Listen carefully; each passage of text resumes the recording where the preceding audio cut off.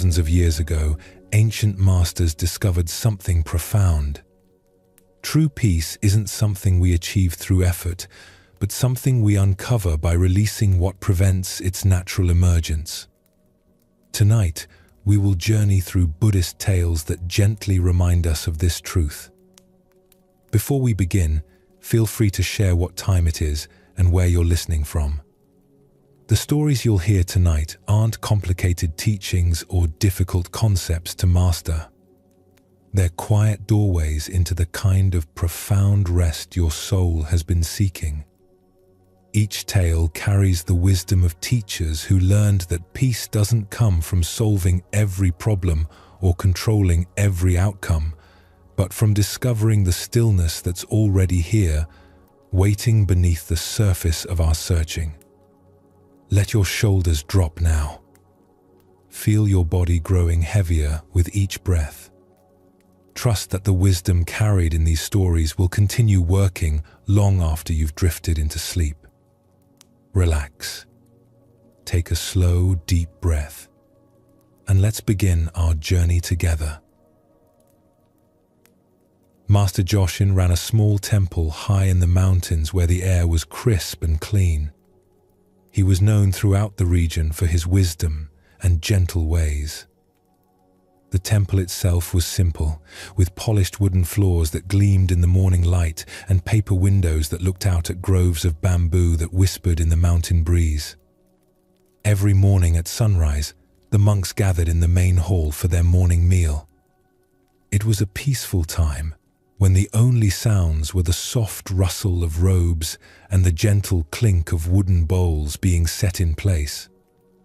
They sat on worn meditation cushions arranged around low wooden tables, their movements slow and mindful. The hall was spare and beautiful. Sunlight streamed through the windows in golden beams, illuminating motes of dust that danced in the still air. The scent of incense lingered faintly from the morning prayers, mixing with the aroma of fresh rice and green tea. But there was something unusual that every visitor noticed immediately. Next to Master Joshin's regular place at the head of the room, there was always an extra cushion. It sat there day after day, positioned exactly as if someone important were expected to arrive at any moment. This wasn't just any cushion either. It was identical to the master's own, covered in the same deep blue fabric, placed with the same careful precision. A ceramic bowl was set before it each morning, filled with the same simple rice the monks ate. Polished wooden chopsticks were laid beside the bowl. Even a small clay cup for tea was placed there, steam rising from its surface in the cool mountain air. Yet morning after morning, meal after meal, season after season, the cushion remained empty. No one sat there. The rice grew cold and was quietly removed. The tea was poured fresh each day, only to grow cold again. The chopsticks were never touched. The younger monks whispered about it in the garden as they swept leaves. Some thought it might be reserved for a distinguished teacher who was expected to visit someday. Others believed it was connected to some ancient ceremony they hadn't yet learned about. A few wondered if Master Joshin was beginning to show signs of age, perhaps forgetting to remove an extra place setting. But none dared to ask directly. Master Joshin was known for his patience with questions. He never made students feel foolish for not understanding something. Yet something about the empty cushion felt sacred, surrounded by an invisible boundary that shouldn't be crossed. The silence around it was deeper than the usual quiet of meditation, more profound than the hush that fell during evening prayers. One crisp autumn morning, when the maple trees outside had turned brilliant shades of red and gold, a young monk named Keitaro arrived at the temple. He was bright and eager, his eyes full of curiosity about everything he encountered. He had come from a large monastery in the valley below, where hundreds of students practiced together and every tradition was explained in careful detail by senior monks. Keitaro noticed the empty cushion immediately during his very first meal. His eyes kept drifting to it throughout that first breakfast. The untouched bowl bothered him. The unused chopsticks seemed to call out for explanation. By his third day, the mystery had begun to consume his thoughts. He found himself staring at the empty place during meals, trying to understand its significance. He watched Master Joshin for any sign of acknowledgement of the unused setting, but the old teacher ate his simple meals with complete equanimity, as if nothing unusual were present. After a full week of growing curiosity, Keitaro could no longer contain himself. The question felt like a stone in his chest that grew heavier each day. One morning after breakfast had ended and the other monks had dispersed to their various duties, he approached Master Joshin with careful steps. The old master was sitting quietly outside the hall on a wooden bench, watching clouds drift past the mountain peaks. His weathered hands rested peacefully in his lap, and his eyes held the deep calm that comes from years of meditation. Keitaro bowed deeply, his forehead nearly touching the ground. "Master," he said with great respect, "please forgive me for asking, but I must know. Why is there always an empty cushion at our table? Why do we set food there each day when no one sits there? The mystery is keeping me awake at night." The old master looked at him with kind eyes that seemed to hold depths Keitaro couldn't fathom. He was quiet for a long moment, and Keitaro could hear the wind moving through the pine trees that surrounded the temple. Finally, Master Joshin gestured to the space beside him on the bench. "Sit with me," he said gently. They sat together in comfortable silence. The morning sun warmed their faces, and somewhere in the distance, a temple bell chimed softly. Keitaro could feel his impatience slowly dissolving in the peaceful atmosphere. Finally, Master Joshin spoke, his voice barely above a whisper. "The cushion is for the part of me I haven't let go of yet." Keitaro's brow furrowed with confusion. "I don't understand, Master." "What part?" The old monk turned to look directly at him. "Every morning when I wake up, I think I am finished with ego. I think I have released all attachment to being someone special. I believe I have let go of pride, of the need to be seen as wise or holy or important." He paused, watching a bird land on a nearby branch. "But each day, as I move through my routines, I discover small pieces of self that I am still carrying. Some mornings I catch myself feeling proud of my years of practice. Other days I notice myself enjoying when visitors call me Master with great reverence. Sometimes I find satisfaction in being known as the wisest teacher in these mountains." Keitaro listened intently, beginning to glimpse the profound honesty in this admission. "Even the thought that I am humble," Master Joshin continued, "is a form of pride. Even believing I have achieved something through my spiritual practice is a way of holding on to being someone special. The cushion reminds me that there is always more ego to release, more attachment to dissolve, more ideas about myself to let go of." The young monk sat in stunned silence. He had never heard a teacher speak so openly about still having ego, still struggling with pride. In his previous monastery, the masters seemed to present themselves as having completed their spiritual journey. Master Joshin placed a gentle hand on Keitaro's shoulder. "When I see that empty cushion each morning, I remember that I am still learning. It keeps me honest about the subtle ways I cling to being Master Joshin, instead of simply being what I am beneath all names and titles. But Master, Keitaro said hesitantly, surely after so many years of practice, you must have achieved great wisdom. The old monk chuckled softly. The greatest wisdom I have gained is knowing how much wisdom I still lack. The empty cushion is my daily reminder that the path of letting go never truly ends. There is always something more to release. From that moment forward, Keitaro understood. The cushion wasn't strange or mysterious at all. It was profoundly honest. It was a daily acknowledgement that spiritual practice isn't about reaching some final state of perfection, but about continuously releasing the countless ways we try to be someone important. As the seasons changed and Keitaro settled into life at the mountain temple, he began to see his own invisible cushions. He noticed how he wanted the other monks to think he was intelligent during discussions of Buddhist texts. He observed his pleasure when Master Joshin praised his meditation posture. He caught himself comparing his progress to newer students and feeling superior. Each discovery was humbling, but also liberating. Instead of pretending these ego movements didn't exist, he could acknowledge them honestly, the way Master Joshin acknowledged his own ongoing attachments. One winter evening, as snow fell softly outside the windows, Keitaro was helping to serve the evening meal when he had a sudden realization. He saw that every person in the room, including himself, had their own invisible empty cushions. Everyone was carrying parts of themselves they hadn't yet released.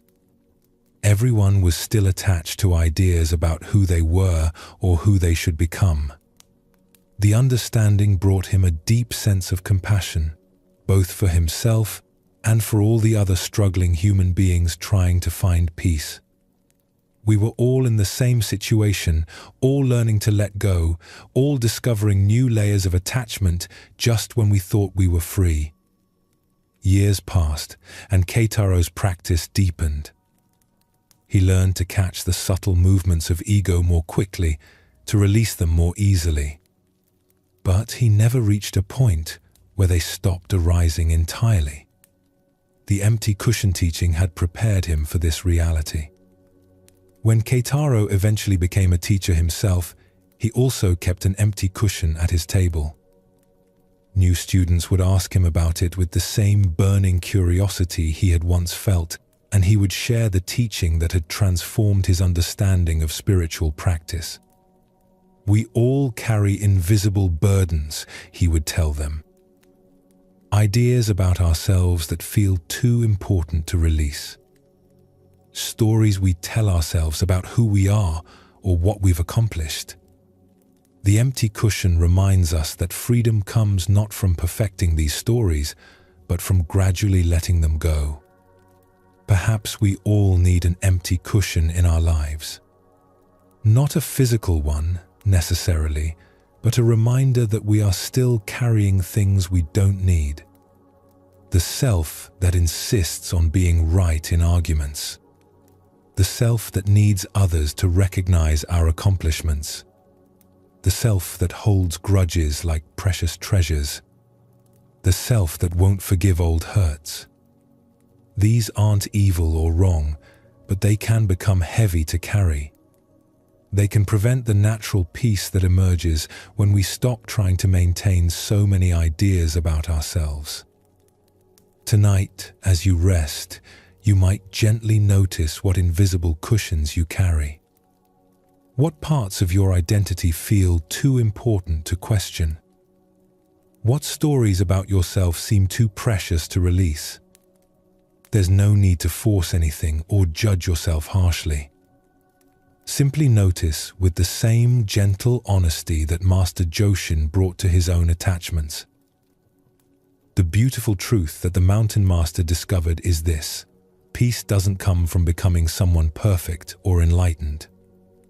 It comes from gradually releasing the exhausting need to be anyone special at all. When we stop defending and maintaining so many ideas about ourselves, a natural freedom emerges that needs no protection. In a prosperous trading town at the foot of the mountains, where merchant caravans stopped to rest and restock their supplies, there lived a man named Daiso, who had spent his entire adult life accumulating wealth and possessions. His large house sat at the center of town, built from the finest wood and decorated with beautiful paintings and sculptures from distant lands. Daiso owned 3 successful shops that sold silk, spices, and precious metals. His warehouses were filled floor to ceiling with goods from across the known world, intricate carpets from the western deserts, delicate porcelain from the southern kingdoms, rare books written in languages most people had never heard of, and jewelry that sparkled with gems found in mountain caves far from any settlement. Every morning, Daiso would wake before dawn and walk through his storerooms, running his fingers over his possessions, mentally calculating their worth. The feel of fine silk beneath his hands gave him deep satisfaction. The sight of gold coins stacked in wooden chests filled him with pride. He employed dozens of workers, and when they bowed respectfully and called him Master Daiso, he felt the warm glow of being important and successful. Yet, despite all his achievements, Daiso found himself increasingly restless as the years passed. His sleep had become troubled, filled with worries about protecting his wealth from thieves, concerns about business competitors who might steal his customers, and elaborate plans for acquiring even more possessions. He would lie awake for hours each night, his mind churning with schemes and anxieties. The weight of managing so many possessions had begun to exhaust him in ways he hadn't expected. Each beautiful object required care and attention. Every business deal demanded constant vigilance. The more he owned, the more energy he needed to spend protecting and organizing it all. One spring morning, while walking through the town market, Daiso overheard 2 travelers discussing a famous Zen master named Tetsugen, who lived in a simple hut by the river that ran along the edge of town. According to their conversation, this master had found perfect contentment despite owning almost nothing. How can someone with no possessions be truly happy? One traveler asked the other. They say he sleeps like a child every night, came the reply, and wakes each morning with a smile that could light up the darkest room. This conversation planted a seed of curiosity in Daiso's mind. How could someone who owned nothing feel more content than he did with all his wealth? The question began to follow him through his days, surfacing during quiet moments when he wasn't actively engaged in business. After several weeks of growing fascination with this puzzle, Daiso decided he must meet this master and discover the secret of contentment without possessions.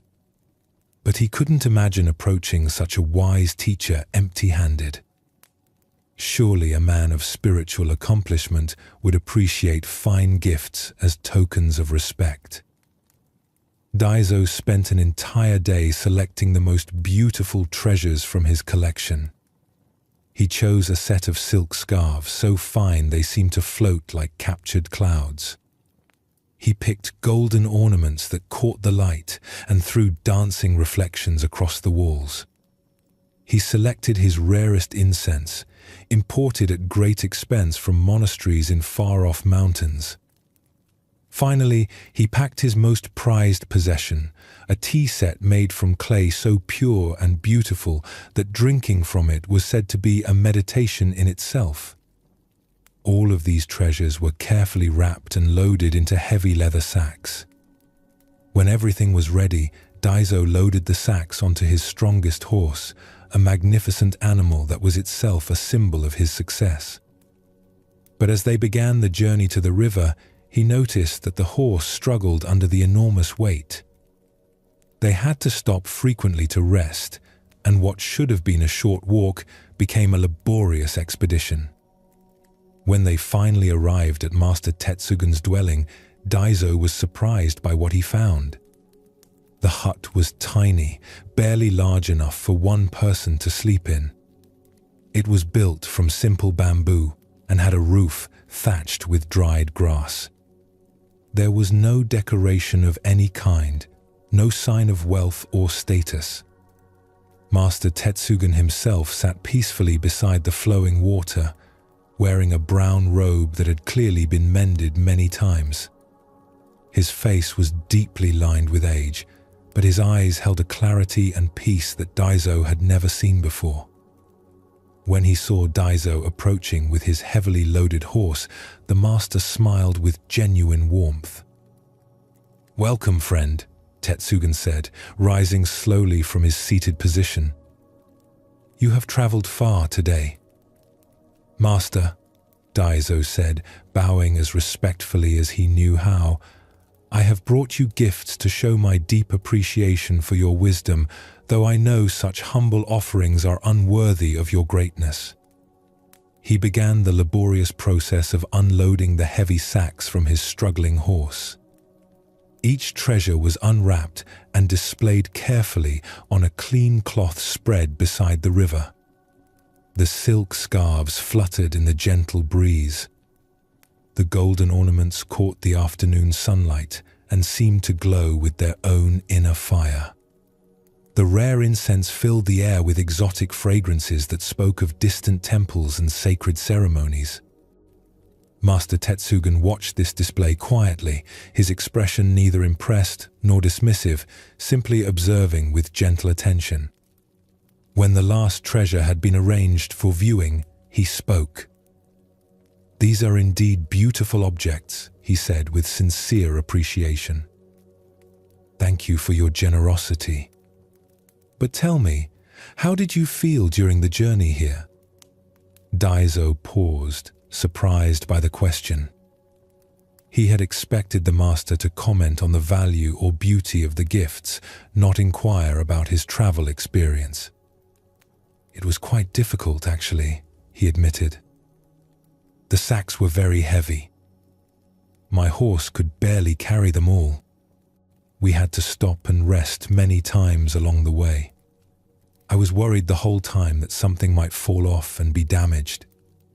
Master Tetsugun nodded thoughtfully. "And how do you feel right now, having set everything down?" This question struck Daiso with unexpected force. He suddenly became aware of his body in a way he hadn't been moments before. His shoulders, which had been tense with worry during the entire journey, felt remarkably light. His back, which had ached from bending over the heavy sacks, was now straight and comfortable. The anxiety that had gripped him during the trip had completely disappeared. "I feel relieved," he said with genuine surprise in his voice. "Much lighter than I have in a long time." Master Tetsugun smiled with deep understanding. "You have just learned the most important teaching I could offer you. Possessions are only beautiful when you can set them down." "But Master," Daiso said, gesturing toward the displayed treasures, "don't you want these gifts? They are worth more than most people earn in several lifetimes. Surely they could be useful to you or to others who might benefit from them." "They are indeed valuable and beautiful," the master replied. "But watch carefully." He reached down and picked up one of the golden ornaments, holding it up so that the late afternoon sunlight made it sparkle brilliantly. "See how lovely this is?" Daiso nodded, admiring the way the precious metal caught and reflected the light. Then Master Tetsugun gently placed the ornament back on the cloth. "And see how it remains just as lovely? I was able to enjoy its beauty completely without needing to possess it. My appreciation required no ownership." This simple demonstration puzzled Daiso deeply. In his world, enjoying beautiful things was inseparable from owning them. How could you truly appreciate something if it wasn't yours? The master seemed to understand his confusion. He gestured toward the river flowing beside them. "Do you own this water?" "No, of course not." No one can own a river. Yet can you not see how it sparkles in the sunlight? Can you not hear its gentle music as it flows over the stones? Can you not feel the cool, refreshing breeze it creates? Does your lack of ownership make any of these pleasures less real or less satisfying? For the first time, Daiso began to glimpse what the master was suggesting. He could indeed enjoy the river's beauty without possessing it. The sight and sound of flowing water brought him genuine pleasure, even though he had no control over it and could not take it home with him. "I think I understand a little," he said slowly. "But surely owning beautiful things must add something to life. Why else would people work so hard to acquire possessions?" Master Tetsugen picked up a smooth stone from the riverbank and held it in his palm. "Having things can certainly be pleasant," he agreed. "But there is a crucial difference between having something and being had by it. When you must carry your possessions everywhere in your mind, constantly worrying about them, protecting them, organizing them, they begin to possess you more than you possess them." He tossed the stone gently into the water, where it disappeared with a small splash. True ownership means being able to let go when the time comes. When holding onto something becomes a burden, the wise person knows how to release it. The foolish person continues carrying unnecessary weight, growing more tired with each step. As the sun began to set, painting the sky in brilliant oranges and purples, Master Tetsugen invited Daiso to share his evening meal. The food was simple: rice, vegetables from a small garden behind the hut, and tea made from leaves the master had gathered himself from wild plants growing along the riverbank. As they ate together beside the flowing water, something remarkable happened to Daiso. He felt a quality of peace and contentment that he hadn't experienced since childhood. The simple food tasted more delicious than the elaborate banquets he regularly hosted. The plain tea was more refreshing than the rare and expensive varieties in his collection. The sound of the river and the sight of the first stars appearing in the darkening sky filled him with a joy that no possession had ever provided. "Master," he said quietly as they finished their meal, "I feel happier sitting here with you tonight than I have felt in my mansion surrounded by all my treasures. How is this possible? Why do you think that might be?" Tetsugen asked gently, neither confirming nor denying Daiso's observation. Daiso considered the question carefully. "I suppose it's because right now I'm not worried about protecting anything. I'm not thinking about what I might lose or what I still need to acquire. I'm not planning or scheming or calculating. I'm simply here, enjoying what's present." The master nodded approvingly. "You have discovered something profound. Peace doesn't come from having more. It comes from needing less. Happiness isn't found in accumulation, but in appreciation of what's already here." They sat in comfortable silence as night fell completely around them. The river continued its eternal song, and somewhere in the distance, an owl called softly to its mate. Daiso felt his mind growing quiet in a way it hadn't in years. When morning came, Daiso made a decision that surprised even himself.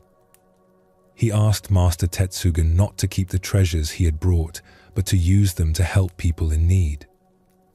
The silk scarves could warm those who had no proper clothing. The golden ornaments could be traded for food for hungry families. The precious tea set could be used to serve simple meals to travelers who had no place to rest. But these treasures represent years of work, Master Tetsugen observed.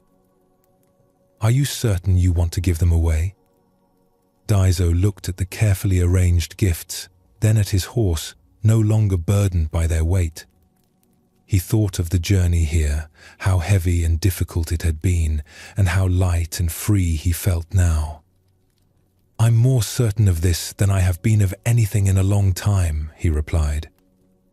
These treasures have taught me their greatest lesson by helping me understand what I don't need to carry.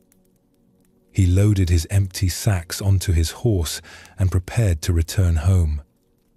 The animal moved with an energy and grace that had been impossible the day before. The journey that had been such a struggle became a pleasant ride through beautiful countryside that Daiso actually noticed for the first time in years. When he arrived back in town, something fundamental had shifted in his relationship with his possessions. He still conducted his business and took care of his responsibilities, but the desperate need to accumulate more had disappeared. He began giving away items from his storerooms to people who needed them more than he did. His neighbors noticed the change immediately. Where once Daiso had seemed driven and anxious, always rushing from one deal to the next, now he appeared calm and present. He would take time to speak with his workers about their families instead of focusing only on productivity. He would pause to appreciate the beauty of goods in his shops instead of seeing them only as sources of profit. When people asked what had happened to transform him so dramatically, Daiso would tell them about his encounter with Master Tetsugen and the day he learned to set down his heavy sacks. I discovered that true wealth isn't having everything you want, he would say. It's wanting nothing more than what you have. The heaviest burdens we carry are often the ones we choose to pick up. Word of Daiso's transformation spread throughout the region, and people began coming to him for advice about finding happiness and contentment. He would share the simple wisdom he had learned by the river, that possessions are most beautiful when we can appreciate them without clinging to them, and that the greatest luxury is the freedom to travel light through life. Years passed, and Daiso became known not for his wealth, but for his wisdom and generosity. His sleep became peaceful again, untroubled by worries about protecting possessions or acquiring more. He had learned that security comes not from having more, but from needing less.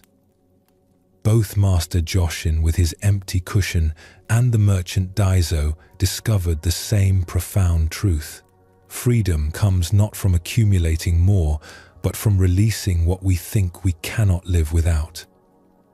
Whether it's ideas about ourselves or material possessions, the things we cling to most tightly often become the very chains that prevent our natural peace from emerging. This teaching from Zen Buddhism offers profound medicine for our restless modern lives. We are conditioned to believe that happiness comes from getting more recognition, more security, more control, more possessions, more achievements. But the mountain masters discovered the opposite truth. Contentment comes from learning to travel light. Tonight, as you prepare for the deep rest your body craves, notice what you might be carrying that you don't actually need. What mental burdens feel too important to set down?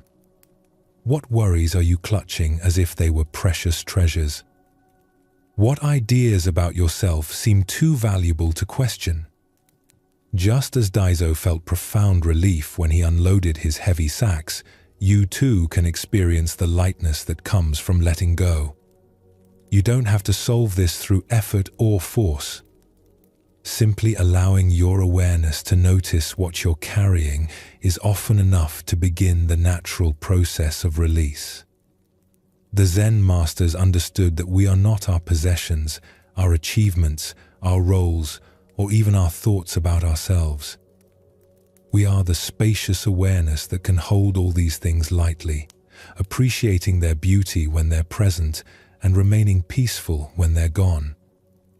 In the gentle darkness of sleep, this awareness naturally returns to its original freedom. All the things you think you must carry, all the burdens you believe are too important to release, naturally dissolve into the peaceful emptiness from which they first arose. Allow yourself to rest in this spacious peace now. Let your breathing become slow and natural. Feel your body releasing completely into the support beneath you.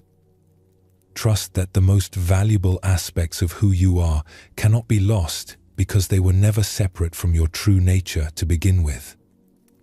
The empty cushion and the merchant's heavy sacks both point to the same liberating truth: you are already free.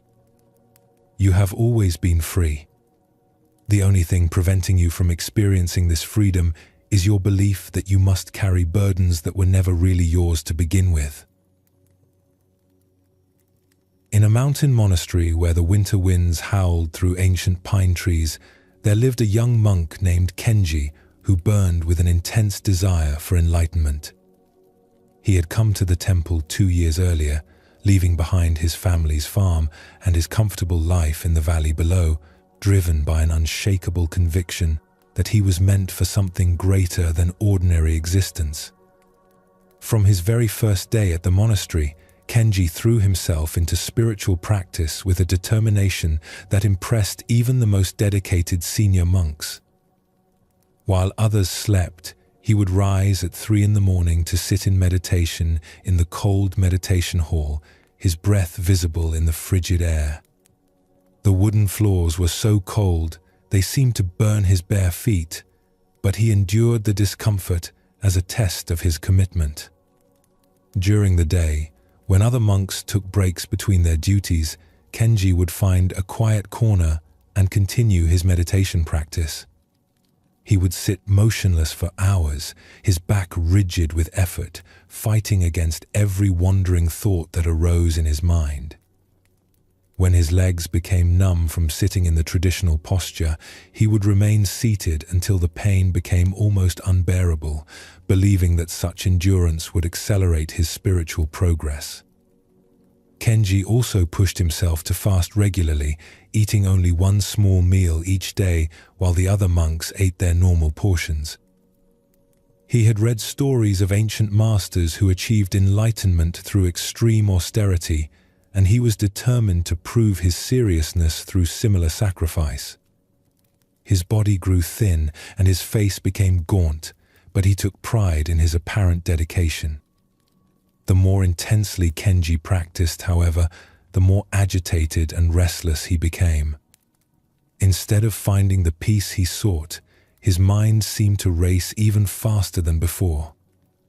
His meditation sessions became battles against his own thoughts, exhausting struggles that left him feeling defeated rather than enlightened. His sleep became fitful and disturbed, filled with dreams of failing to achieve the spiritual heights he desperately wanted to reach. Other monks began to notice Kenji's deteriorating condition. His eyes, which had once sparkled with enthusiasm, now appeared strained and tired. His movements, once fluid and graceful, became jerky and tense. During group discussions of Buddhist teachings, he would ask frantic questions about how to meditate more effectively, how to empty his mind more completely, how to force himself into states of enlightenment. After months of this intensifying struggle, Kenji's frustration reached a breaking point. One evening, after a particularly difficult meditation session, he approached Master Endo, the elderly abbot who was renowned throughout the region for his gentle wisdom and profound understanding. Master Endo was sitting quietly in his simple quarters, sipping tea and watching the evening light fade behind the mountains. His presence radiated the very peace that Kenji had been desperately trying to achieve through his intense efforts. "Master," Kenji said, his voice tight with desperation, "I have been practicing harder than anyone in this monastery for almost 2 years. I meditate longer, fast more often, and push myself beyond what I thought possible. Yet I feel further from enlightenment than when I arrived. What am I doing wrong? How can I try harder? What more can I sacrifice? Master Endo looked at the young monk with eyes full of compassion. He could see the suffering that Kenji's intense efforts had created, the way his desperate seeking had become a barrier to the very peace he wanted to find. "Come with me," the master said simply, setting down his teacup and rising slowly from his cushion. Master Endo led Kenji outside into the monastery courtyard, where the cold night air bit at their faces and their breath formed small clouds in the darkness. Snow had begun falling earlier that day, and everything was covered in a pristine white blanket that sparkled in the moonlight. In the center of the courtyard stood an ancient stone basin that collected water for the temple's daily use. The water had frozen solid during the cold day, forming a thick block of ice that gleamed like crystal in the pale light. Master Endo stopped beside the basin and gestured toward the ice. "Kenji," he said gently, "I want you to melt this ice with your bare hands." Kenji looked confused but was eager to prove his dedication. He placed his hands on the frozen surface and began rubbing vigorously, trying to generate heat through friction. The ice was painfully cold against his palms, and despite his intense efforts, it showed no signs of melting. He rubbed harder, pressing down with all his strength, his hands growing red and raw from the cold and friction. "It's not working, Master," Kenji said through gritted teeth, continuing his futile efforts. "Try harder," Master Endo said calmly. Kenji doubled his efforts, rubbing and pressing until his hands felt like they were burning from the cold. Still, the ice remained completely solid. After several minutes of this painful struggle, he stopped and looked at his teacher with exhaustion and defeat. "I can't do it, Master. My hands are too cold and the ice is too thick." Master Endo nodded. "Now stand back and simply watch." As they stood in the quiet courtyard, something subtle began to happen. The night was gradually giving way to dawn, and the first faint rays of sunlight began to appear over the eastern mountains. As the golden light touched the ice in the stone basin, tiny drops of water began to form on its surface. The sunlight didn't struggle or strain. It simply shone with its natural warmth and radiance. The ice didn't resist or fight against the melting process. It simply responded to the gentle heat by gradually changing from solid to liquid. There was no force involved, no effort, no struggle. The transformation happened naturally and effortlessly. As they watched, the ice continued to melt slowly and steadily. Drop by drop, the solid block became flowing water. The sun didn't try to hurry the process or force it to happen faster. The ice didn't try to remain frozen or resist the change.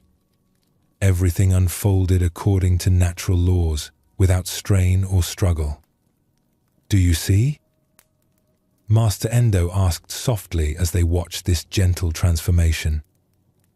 Kenji stared at the melting ice, and suddenly something clicked in his understanding.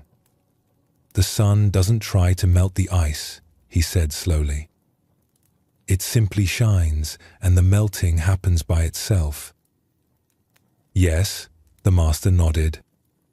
"And what does this teach you about your spiritual practice?" The insight hit Kenji like a wave of cool water on a hot day. "I've been trying to force enlightenment instead of allowing it to unfold naturally. All my effort and struggle have been preventing the very thing I want to achieve." Master Endo smiled. "Awareness is like the sun, Kenji. It has its own natural radiance that doesn't require effort to maintain. When you try to force your mind to be peaceful, you create the very agitation you're trying to eliminate. When you allow awareness to shine naturally, transformation happens by itself. They stood together in comfortable silence as the ice continued its slow, natural melting.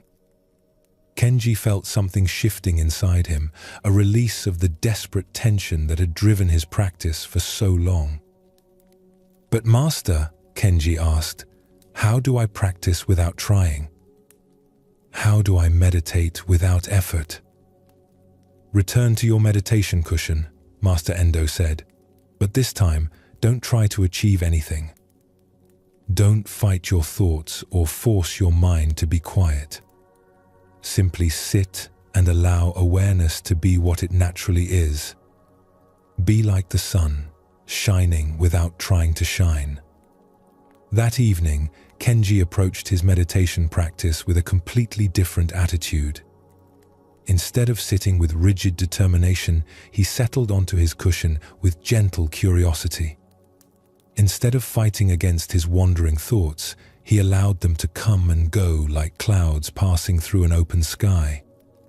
Instead of trying to create peace, he rested in the awareness that was already peaceful beneath all the mental activity. The change was immediate and profound. For the first time in months, Kenji's meditation felt effortless and natural.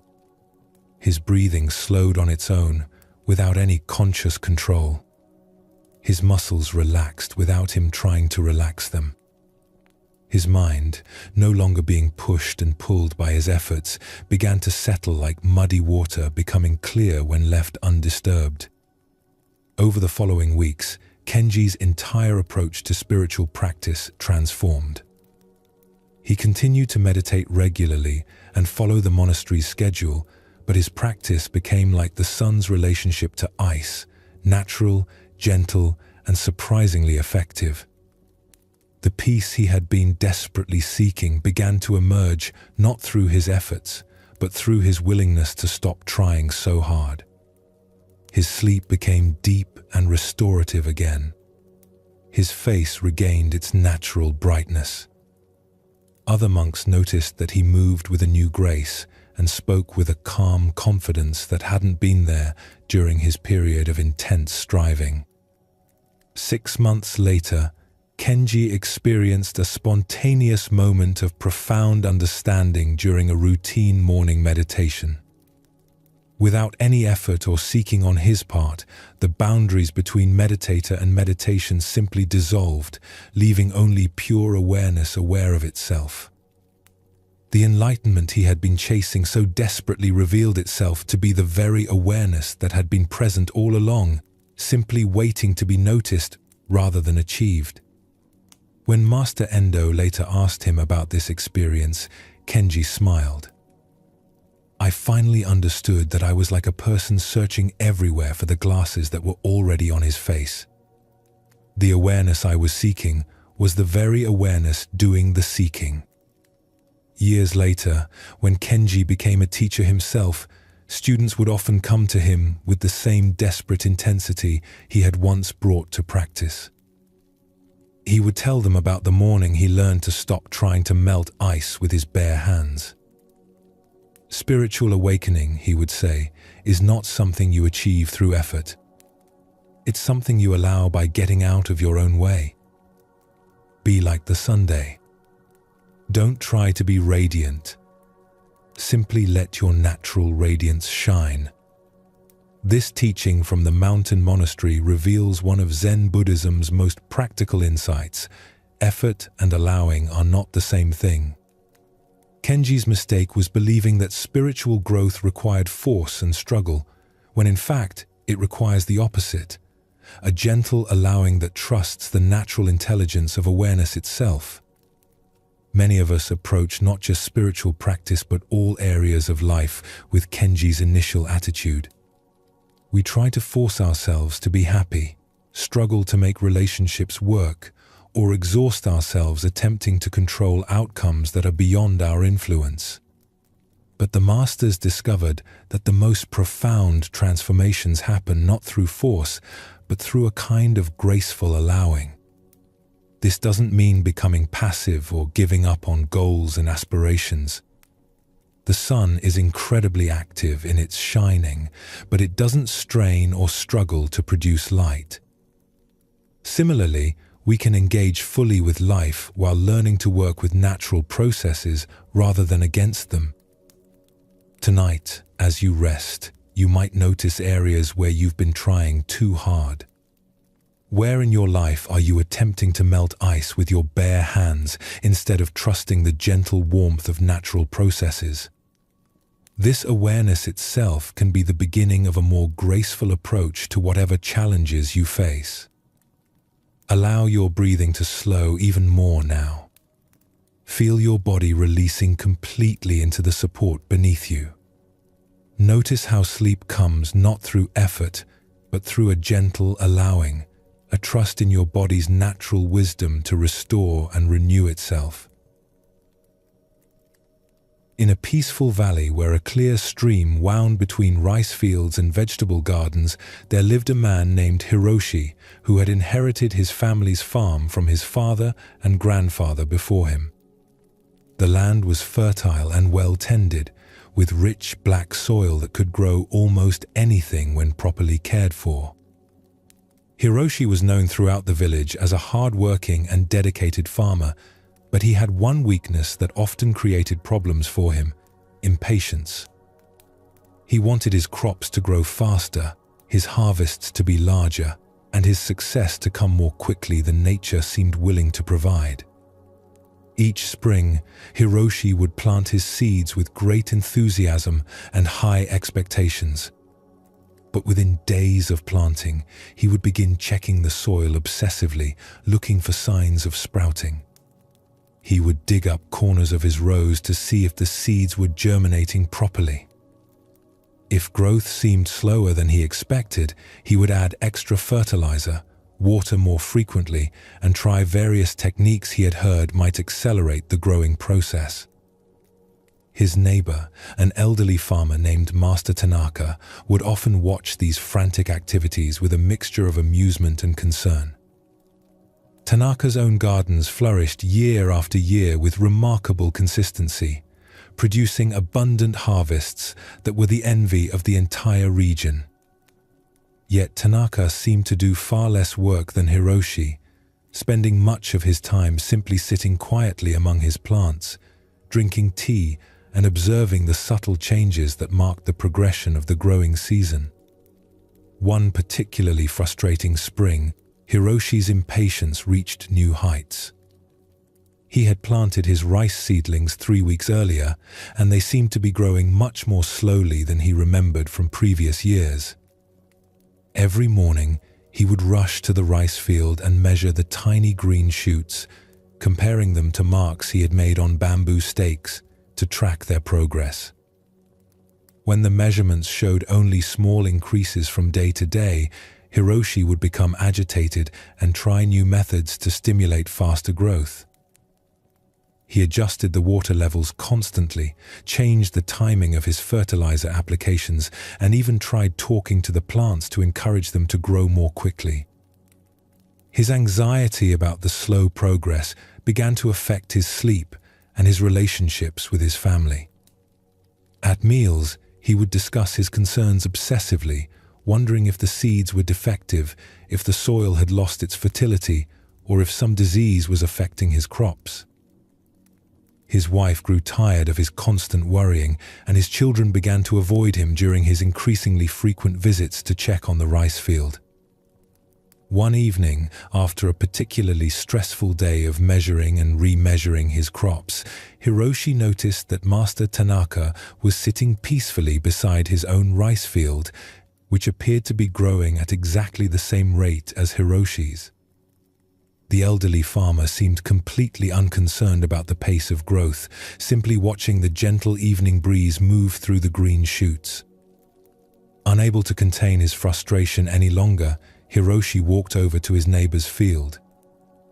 "Master Tanaka," he said with barely controlled agitation, "don't you worry about how slowly the rice is growing this year? My plants seem to be taking much longer than usual to reach their proper height." Master Tanaka looked up at Hiroshi with eyes that held a calm patience that comes from decades of working with natural cycles. "How tall are your rice plants today?" he asked. "Only 6 inches, Hiroshi replied immediately, having just finished his evening measurements. "They should be at least 8 inches by now, maybe 9. "And how tall were they yesterday?" 5 3/4 inches. "So they grew 1/4 inch in a single day?" "Yes, but that's too slow," Hiroshi said with exasperation. Master Tanaka smiled gently. "Come with me," he said, rising slowly from his seated position. He led Hiroshi to a section of his garden where mature bamboo grew in tall, graceful groves. The bamboo shoots were enormous, some reaching heights of 20 feet or more, their leaves rustling softly in the evening breeze. "Do you know how bamboo grows?" Master Tanaka asked. "Of course. It grows very quickly. Bamboo is famous for how fast it shoots up." "That's true," the old farmer agreed. "Bamboo can grow 3 feet in a single day once it begins its rapid growth phase. But do you know what happens before that dramatic growth?" Hiroshi shook his head, wondering what this had to do with his rice problem. "For the first 4 or 5 years after bamboo is planted," Master Tanaka explained, "it barely grows at all above ground. Maybe a few inches in an entire year. A farmer who didn't understand bamboo might think the plants were defective or dying. He might dig them up to check the roots, add more fertilizer, or try to force faster growth." He gestured toward the towering bamboo around them. "But during those slow years, the bamboo is developing an extensive root system underground. It's building the foundation that will support its eventual rapid growth. When the roots are strong enough, the bamboo shoots up with incredible speed. But that speed is only possible because of the slow, patient preparation that happened first."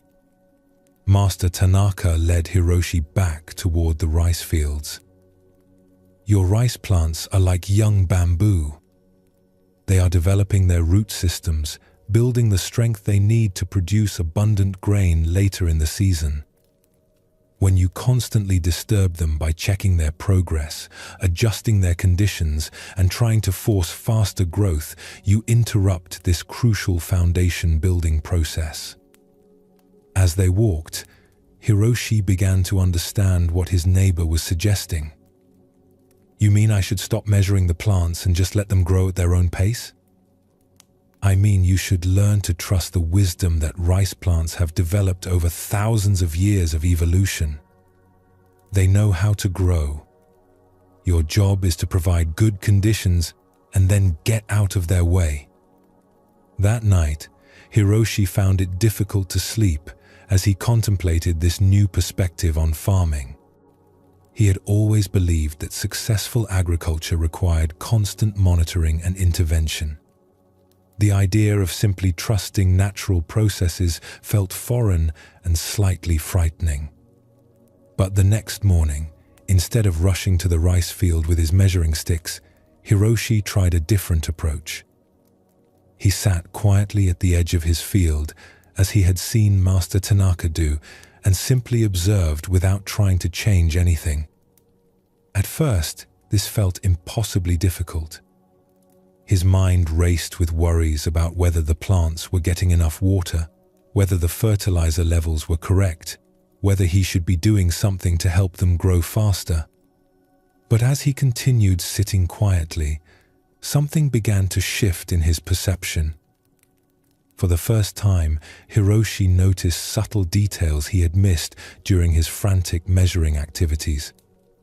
He saw how the rice plants moved differently in morning light versus evening light. He observed the way individual shoots seemed to pulse with almost invisible growth. He noticed that the plants that were slightly larger, were not necessarily healthier than their smaller neighbors. Most importantly, he began to sense that the rice field was alive with its own intelligence, responding to factors far more complex than anything he could control or measure. The plants were engaged in a sophisticated dance with soil, water, sunlight, and air that had been perfected over millennia of evolution. As days passed and Hiroshi continued his new practice of observant waiting rather than anxious intervention, something remarkable happened. His stress about the slow growth disappeared, replaced by a sense of wonder at the intricate processes he was witnessing. His sleep became peaceful again, no longer disturbed by worries about crop failure. 3 weeks later, Hiroshi noticed that his rice plants had begun growing noticeably faster. But more importantly, he realized that they had been growing perfectly all along. His measuring and comparing had created the illusion of inadequate progress, when in fact the plants had been following their natural timeline exactly as they should. By harvest time, Hiroshi's rice crop was the best he had ever produced. But the greater harvest was the understanding he had gained about working with natural processes rather than against them. He had learned that successful farming required not just hard work, but also patience, observation, and trust in the wisdom of living systems. The following spring, when new farmers would come to him asking for advice about accelerating crop growth, Hiroshi would share Master Tanaka's teaching about bamboo and rice. "Plants know how to grow," he would tell them. "Our job is to provide good conditions and then get out of the way." The farmer who tries to force faster growth often gets slower results than the farmer who learns to wait with wisdom. Master Tanaka, now in his 80s, would smile when he saw Hiroshi sitting peacefully beside his thriving fields. "You have learned the most important lesson a farmer can learn," he told him one evening. "That cooperation with nature is more powerful than trying to control it." Hiroshi's transformation from an anxious, controlling farmer to a patient, observant one illustrates another aspect of the effort versus allowing principle that runs through all Zen Buddhist teaching. Just as Kenji learned that spiritual awakening cannot be forced, Hiroshi discovered that natural processes unfold according to their own intelligence when we provide proper conditions and then trust rather than interfere. This understanding extends far beyond farming and meditation into every area of human life. Relationships cannot be forced to develop faster than their natural pace. Healing from illness or emotional trauma follows its own timeline that cannot be hurried through willpower alone. Even learning new skills requires a balance of appropriate effort and patient allowing for integration to occur. The bamboo teaching that Master Tanaka shared reveals something profound about how growth actually happens. The most dramatic periods of development often require long phases of invisible preparation.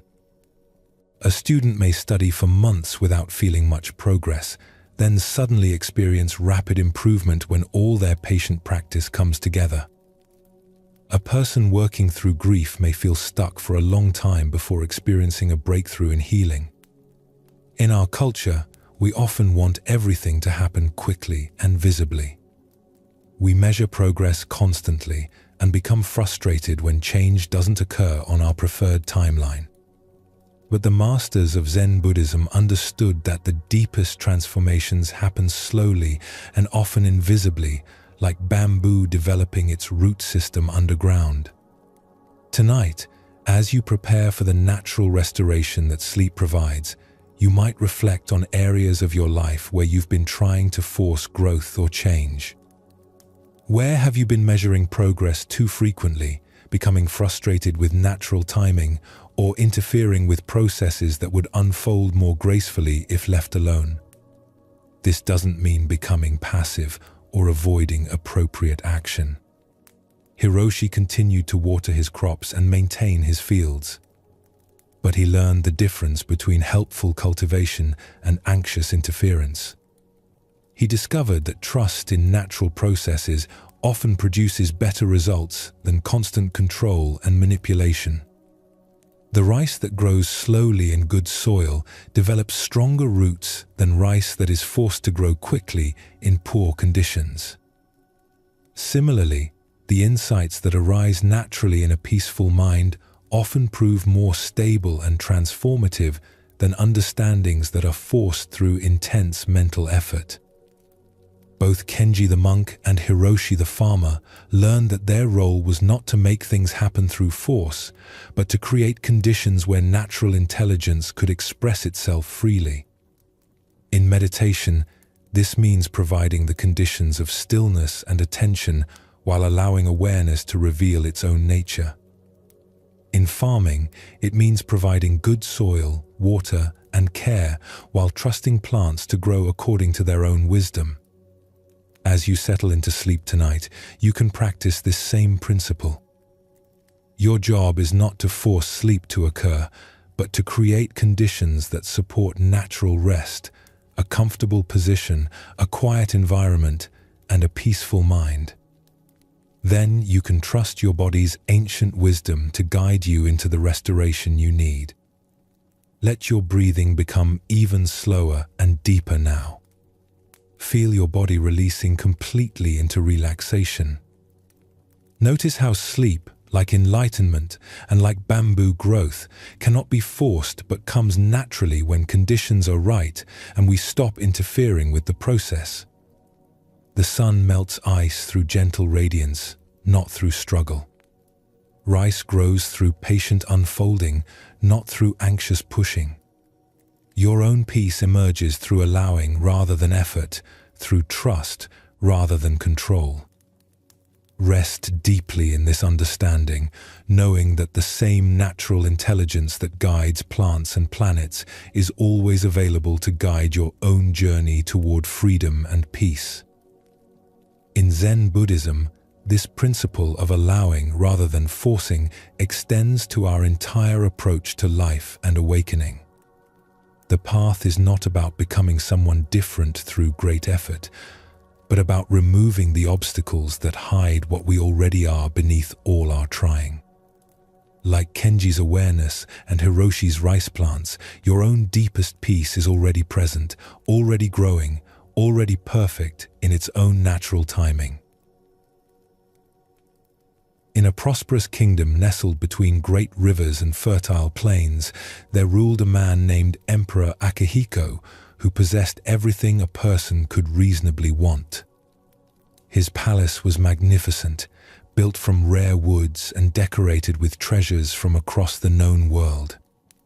His gardens were famous for their beauty, designed by master craftsmen who had created landscapes that seemed to capture pieces of paradise on earth.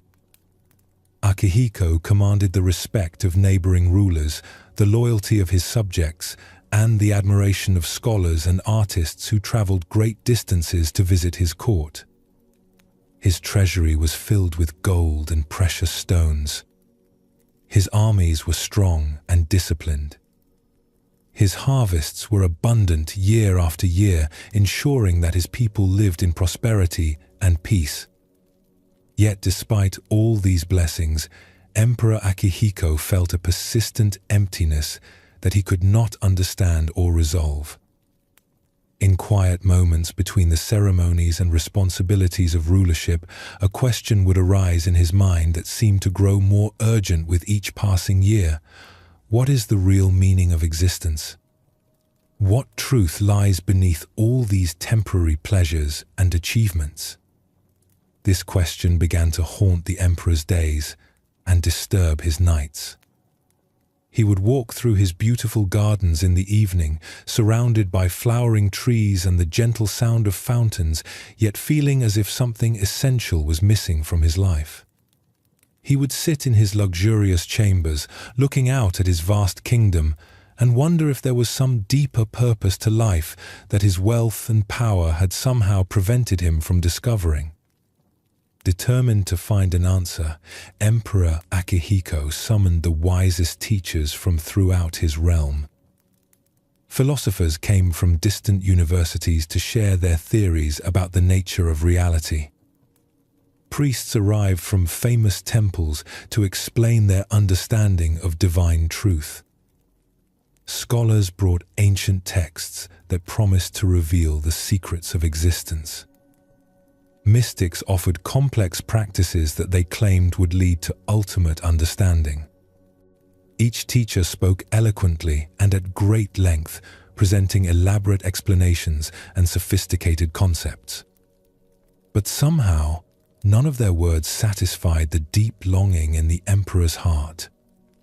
Their teachings felt like beautiful clothing that didn't quite fit, impressive structures that didn't quite shelter what he was seeking to protect. After months of these disappointing consultations, Emperor Akihiko had almost given up hope of ever finding a real answer to his question. Then one afternoon, as he sat alone in his private garden feeling discouraged about his failed search, a humble figure appeared at the garden gate. It was an old monk dressed in the simplest possible robes, brown cloth that had been patched and mended many times. His few possessions fit in a small cloth bag slung over his shoulder. His sandals were worn thin from long walking, and his face was weathered by years of exposure to sun and wind. Yet his eyes held a quality of peace and clarity that immediately caught the emperor's attention. "Your Majesty," the monk said, bowing respectfully but without the elaborate ceremony that court visitors usually displayed, "I have heard that you seek to understand the true nature of existence." Emperor Akihiko looked at this simple traveler with a mixture of hope and skepticism. After hearing from so many learned teachers, could this ordinary-looking monk possibly offer anything different? "Yes," the emperor replied cautiously. "I have been searching for this understanding for many months, but no one has been able to provide a satisfactory answer." The old monk smiled gently. "I cannot give you the answer you seek," he said, "but I can offer you something that will reveal it to you." Reaching into his small bag, the monk withdrew a plain wooden container about the size of a man's two hands held together. It was made from simple pine, smoothly polished but completely undecorated. A piece of hemp rope was tied around it, holding the lid securely in place. "This container holds the truth you are seeking," the monk said, offering it to the emperor. "But you must promise to open it only when you are truly ready to receive what is inside." Emperor Akihiko took the container, surprised by how light it felt in his hands. "How will I know when I am ready?" The monk's eyes twinkled with gentle wisdom. "You will know," he said simply. "Do not rush this moment. The truth inside will wait patiently for you to be prepared to receive it." With that, the old monk bowed once more and walked away, disappearing down the road that led away from the palace. Emperor Akihiko never saw him again, but he would remember that peaceful presence for the rest of his life. The emperor took the sealed container to his private chambers and placed it on a special stand beside his bed. For days, he stared at it with intense curiosity, his hands itching to untie the rope and discover what profound truth lay hidden inside. The container seemed to emanate a quiet mystery that filled his thoughts during the day and invaded his dreams at night. What could be inside something so small, yet supposedly so significant? Perhaps it contained a scroll with ancient wisdom written by enlightened masters. Maybe it held a sacred object that would instantly transform his understanding.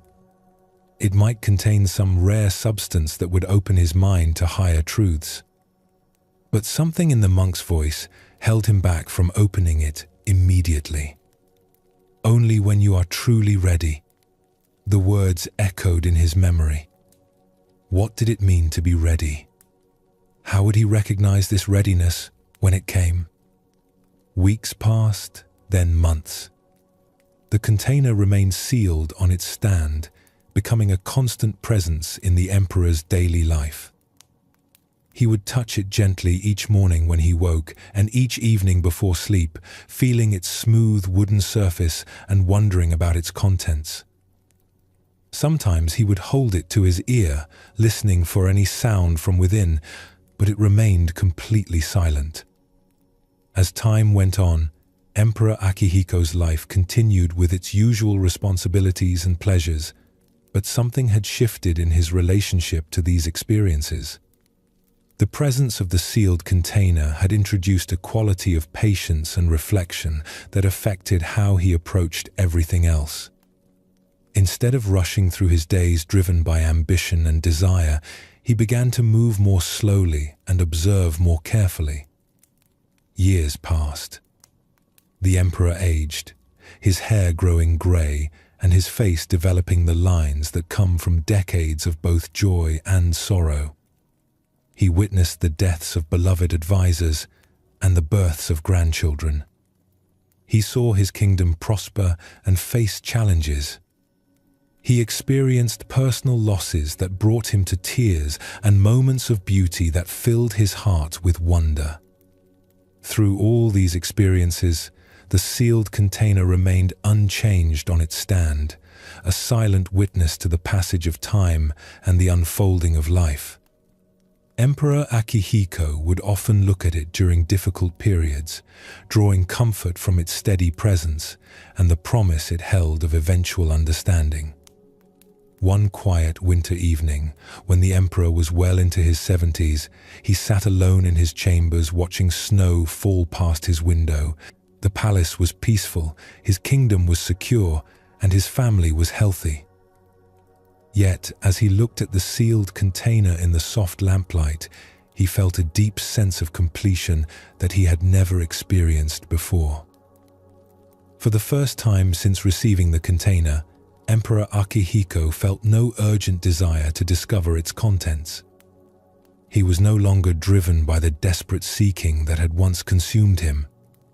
The question about the meaning of existence hadn't been answered, but somehow it no longer felt like a problem that needed solving. "Now," he whispered to himself, "I am ready." With hands that had grown gentle with age, Emperor Akihiko carefully untied the hemp rope that had secured the container for so many years. His heart beat steadily, but without the frantic excitement he had expected to feel at this moment. He lifted the wooden lid slowly and looked inside. The container was completely empty. At first, the emperor simply stared into the hollow space, his mind trying to process what he was seeing. Had the monk deceived him? Was this some kind of joke? Had something been lost over the years? But as he continued looking into the empty container, something extraordinary began to happen. Instead of feeling disappointed or angry, Emperor Akihiko began to laugh. Not with bitterness or frustration, but with a joy so deep and pure that it seemed to come from the very core of his being. In that moment of seeing nothing, he understood everything.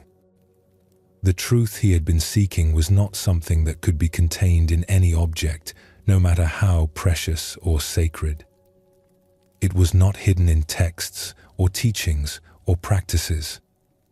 It had been present in every moment of his searching, in every experience of his life, in every breath he had taken while wondering about the meaning of existence.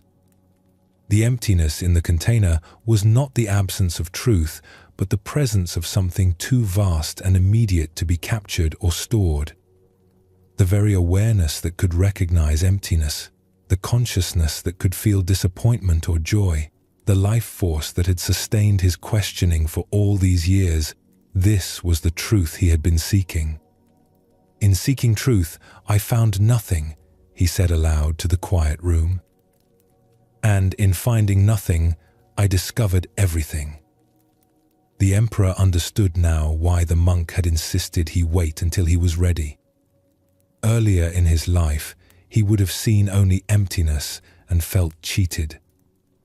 But the years of patient waiting, of living fully while holding the question lightly, had prepared him to recognize what the emptiness actually revealed. From that night forward, Emperor Akihiko's relationship to life transformed completely. He continued to fulfill his duties as a ruler, but without the desperate need to find something beyond ordinary experience to make his life meaningful. He found profound satisfaction in simple moments: the taste of tea, conversations with friends, the sight of birds flying across the sky. When visitors came seeking wisdom, as they often did in his later years, Emperor Akihiko would sometimes show them the empty container. Most would look puzzled or disappointed, but occasionally someone would begin to laugh with the same recognition he had experienced. Those were the visitors who left his palace with their seeking transformed into simple appreciation for what had always been present.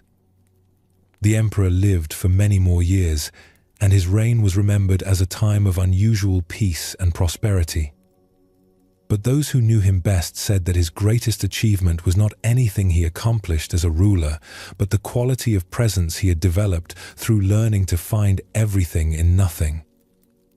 When Emperor Akihiko eventually died, peacefully in his sleep at a very advanced age, the empty container was found on the stand beside his bed, still open, still revealing its profound secret to anyone who had eyes to see it.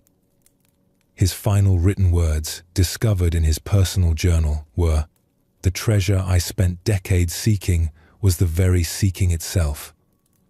The peace I longed for was always here, waiting beneath my longing." This ancient story reveals one of Zen Buddhism's most transformative insights. What we seek is not hidden in some distant place or future moment, but present right here in our immediate experience. The emperor's years of patient waiting weren't preparation for finding truth, they were the truth itself, gradually recognized. Many of us approach spiritual seeking, happiness, or fulfillment the way the young emperor initially approached the sealed container, convinced that the answer lies somewhere else, in some special experience or understanding we haven't yet achieved. We believe that peace will come when we solve our problems, find the right relationship, achieve certain goals, or gain particular insights. But the empty container teaches us that what we truly seek, peace, completeness, the sense of being fundamentally okay, is not something we can acquire or achieve. It's the very awareness that recognizes all experiences, including the experience of seeking itself. This awareness has been here all along, as present during our searching as it will be during any moment of finding. The emperor's laughter when he saw the emptiness wasn't the laughter of someone who had been tricked, but the laughter of recognition. He finally understood that his years of questioning had been the answer, his seeking had been the finding, his life itself had been the truth he was looking for. Tonight, as you rest, you might gently consider what you've been seeking that may already be here. What peace are you hoping to find that could be present right now?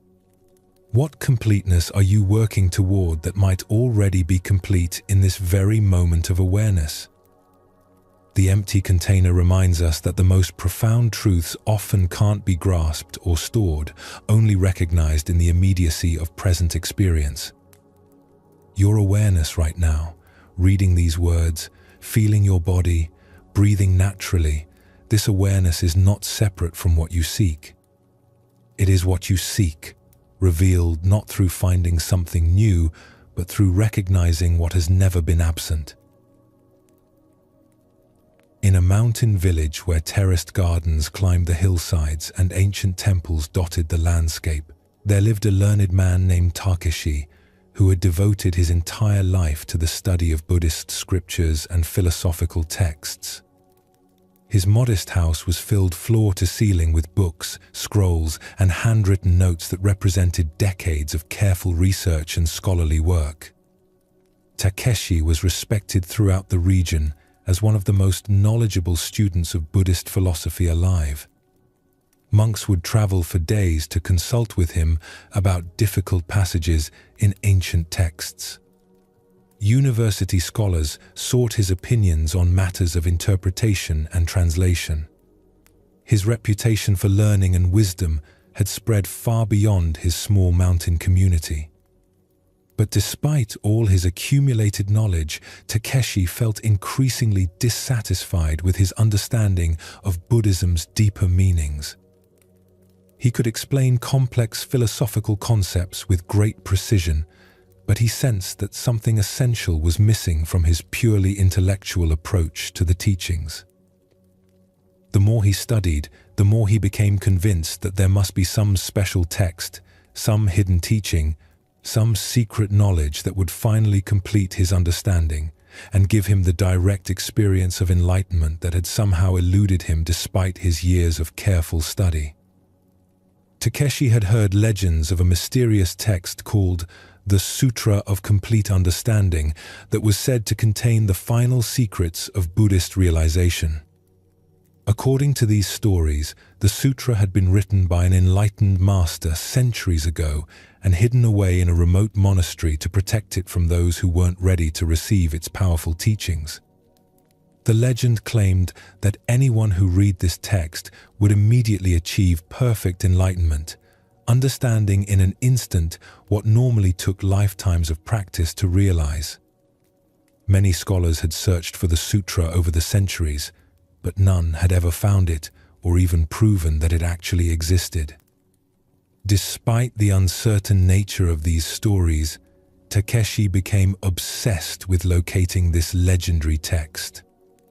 He spent months researching historical records, looking for any mention of where the sutra might be hidden. He interviewed elderly monks who might have heard stories about its location. He studied maps of ancient monasteries and planned expeditions to remote temples that might house such a precious document. Finally, after nearly a year of investigation, Takeshi discovered a reference in an obscure historical chronicle that suggested the Sutra of Complete Understanding might be hidden in a monastery built into the cliffs of a nearly inaccessible mountain peak 3 days' journey from his village. Without hesitation, Takeshi packed supplies for the difficult trek and set off toward the remote monastery. The journey was treacherous, requiring him to follow barely visible paths along steep mountainsides and cross rushing streams on fallen logs. His scholar's hands, soft from years of handling books rather than tools, became blistered and raw from gripping rocks and climbing ropes. When he finally reached the monastery, Takeshi was exhausted but filled with excitement. The building was indeed ancient, carved directly into the rock face of the mountain and accessible only by a narrow ledge that required careful navigation. Only 3 elderly monks lived there, maintaining the simple buildings and tending a small garden that somehow thrived despite the harsh conditions. The head monk, a man named Master Ryagan, who appeared to be at least 90 years old, welcomed Takeshi with genuine warmth despite his unexpected arrival. After providing food and a place to rest, Master Ryagan listened carefully as Takeshi explained his quest for the legendary sutra. "Ah," the old monk said with a gentle smile, "you seek the Sutra of Complete Understanding."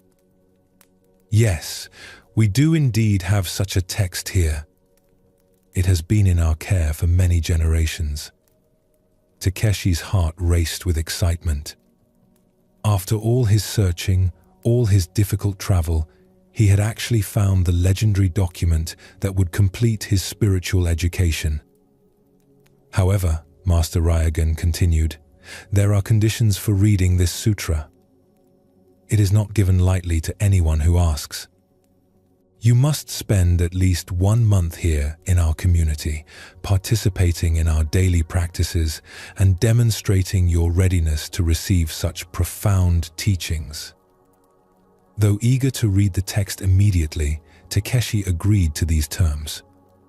He had already invested so much time and effort in his quest that another month seemed reasonable if it meant finally achieving the complete understanding he had sought for so long. The daily routine at the mountain monastery was unlike anything Takeshi had experienced in his scholarly life. Each day began before dawn with sitting meditation in a small cave behind the main buildings. This was followed by simple work, tending the garden, maintaining the buildings, preparing meals, and copying texts for preservation. The work was humble and repetitive, very different from the intellectual stimulation of Takeshi's research. At first, he found it frustrating to spend his time on such mundane activities when the ultimate teaching was waiting just beyond his reach. His mind constantly wandered to thoughts of the precious sutra and what revelations it might contain. But as weeks passed, something unexpected began to happen. The simple rhythm of daily life at the monastery started to have a calming effect on Takeshi's restless mind. The hours of silent meditation gradually quieted the constant stream of thoughts and analysis that had dominated his consciousness for years. The physical work connected him to his body in a way that scholarly study never had. Most surprisingly, Takeshi found himself experiencing moments of profound peace and clarity that had nothing to do with reading or understanding anything. During morning meditation, awareness would sometimes expand beyond the boundaries of his usual thinking, revealing a spaciousness that felt more real and immediate than any concept he had ever studied.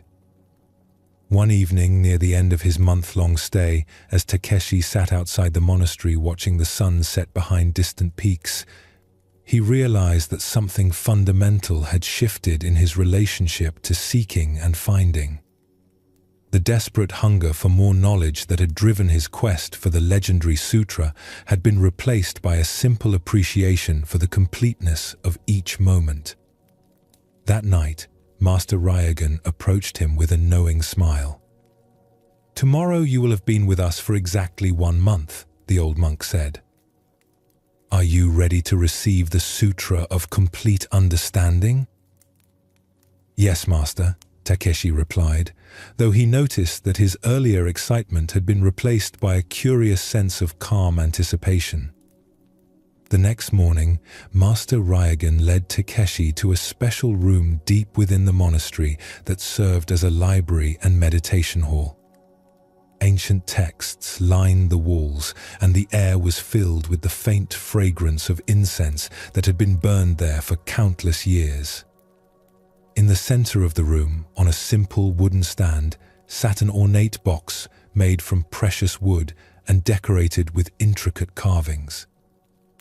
The Sutra of Complete Understanding, Master Ryogen announced solemnly, has been kept in this box for over 400 years, waiting for someone truly ready to receive its teachings. With great ceremony, the old monk opened the beautiful box and withdrew what appeared to be a scroll wrapped in the finest silk. He placed it carefully on a reading stand and gestured for Takeshi to approach. "You may now read the ultimate teaching," Master Ryogen said with deep respect. With hands that trembled slightly from anticipation, Takeshi unwrapped the silk covering and unrolled the ancient scroll. The paper was indeed very old, yellowed with age and delicate to the touch. But as he looked at the surface where the profound teachings should have been written, Takeshi saw that the scroll was completely blank. There was no text whatsoever. No words of wisdom, no secret teachings, no hidden knowledge. The legendary Sutra of Complete Understanding contained nothing but empty space. For a moment, Takeshi stared at the blank scroll in confusion. Had the writing faded over the centuries? Was this some kind of mistake? Had Master Ryogen given him the wrong document? But as he continued looking at the empty space where he had expected to find ultimate truth, something remarkable occurred. Instead of disappointment or anger, Takeshi began to laugh with the same deep recognition that Emperor Akihiko had experienced when he found his container empty.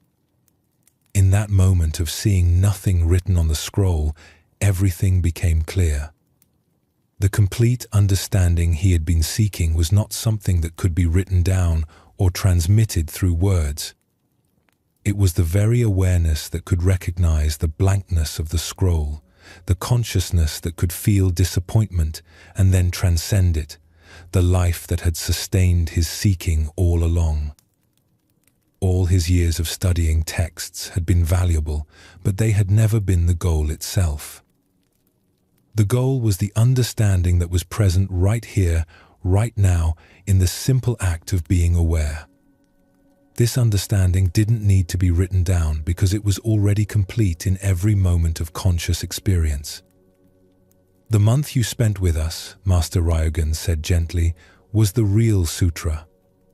The peace you discovered in meditation, the contentment you found in simple work, the clarity that emerged from quieting your restless mind, this was the teaching the blank scroll was waiting to reveal to you. Takeshi understood now why the monastery required seekers to spend time in practice before viewing the legendary text. Without the preparation of actually living a contemplative life, he would have seen only emptiness and felt cheated. But the month of simple practice had prepared him to recognize what the emptiness actually pointed toward. "Master," Takeshi said with deep gratitude, "I came here seeking a teaching that would complete my understanding, but I discovered that my understanding was already complete. I was looking for something to add to my knowledge, but what I needed was to subtract the seeking itself." Master Ryogen nodded with approval. "You have read the Sutra of Complete Understanding correctly. It has taught you what no written words could ever convey." When Takeshi returned to his village, his approach to Buddhist study was completely transformed. He continued reading and teaching, but no longer with the desperate hunger for some final revelation. He understood now that the deepest teachings were transmitted not through information, but through direct experience of what the information pointed toward. Students noticed the change in him immediately. Where once his teaching had been brilliant but somehow dry, now it carried a quality of presence and authenticity that touched people's hearts as well as their minds. When they asked him about this transformation, he would tell them about his journey to find the legendary sutra. "I traveled to the ends of the earth seeking ultimate truth," he would say, "and discovered that it was right here all along, closer than my own breath." The most profound teaching is often the recognition that we already understand everything we need to know. In his later years, Takeshi would sometimes take advanced students on the same difficult journey to the mountain monastery, preparing them for their own encounter with the blank scroll. Most who were ready for the teaching would have the same moment of laughing recognition he had experienced. They would return transformed, not by acquiring new knowledge, but by recognizing the completeness of what they already were. Both the emperor with his empty container and the scholar with his blank scroll discovered the same liberating truth.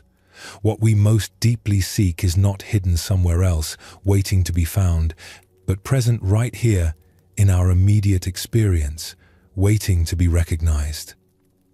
This teaching strikes at the heart of how we typically approach spiritual growth, happiness, and fulfillment.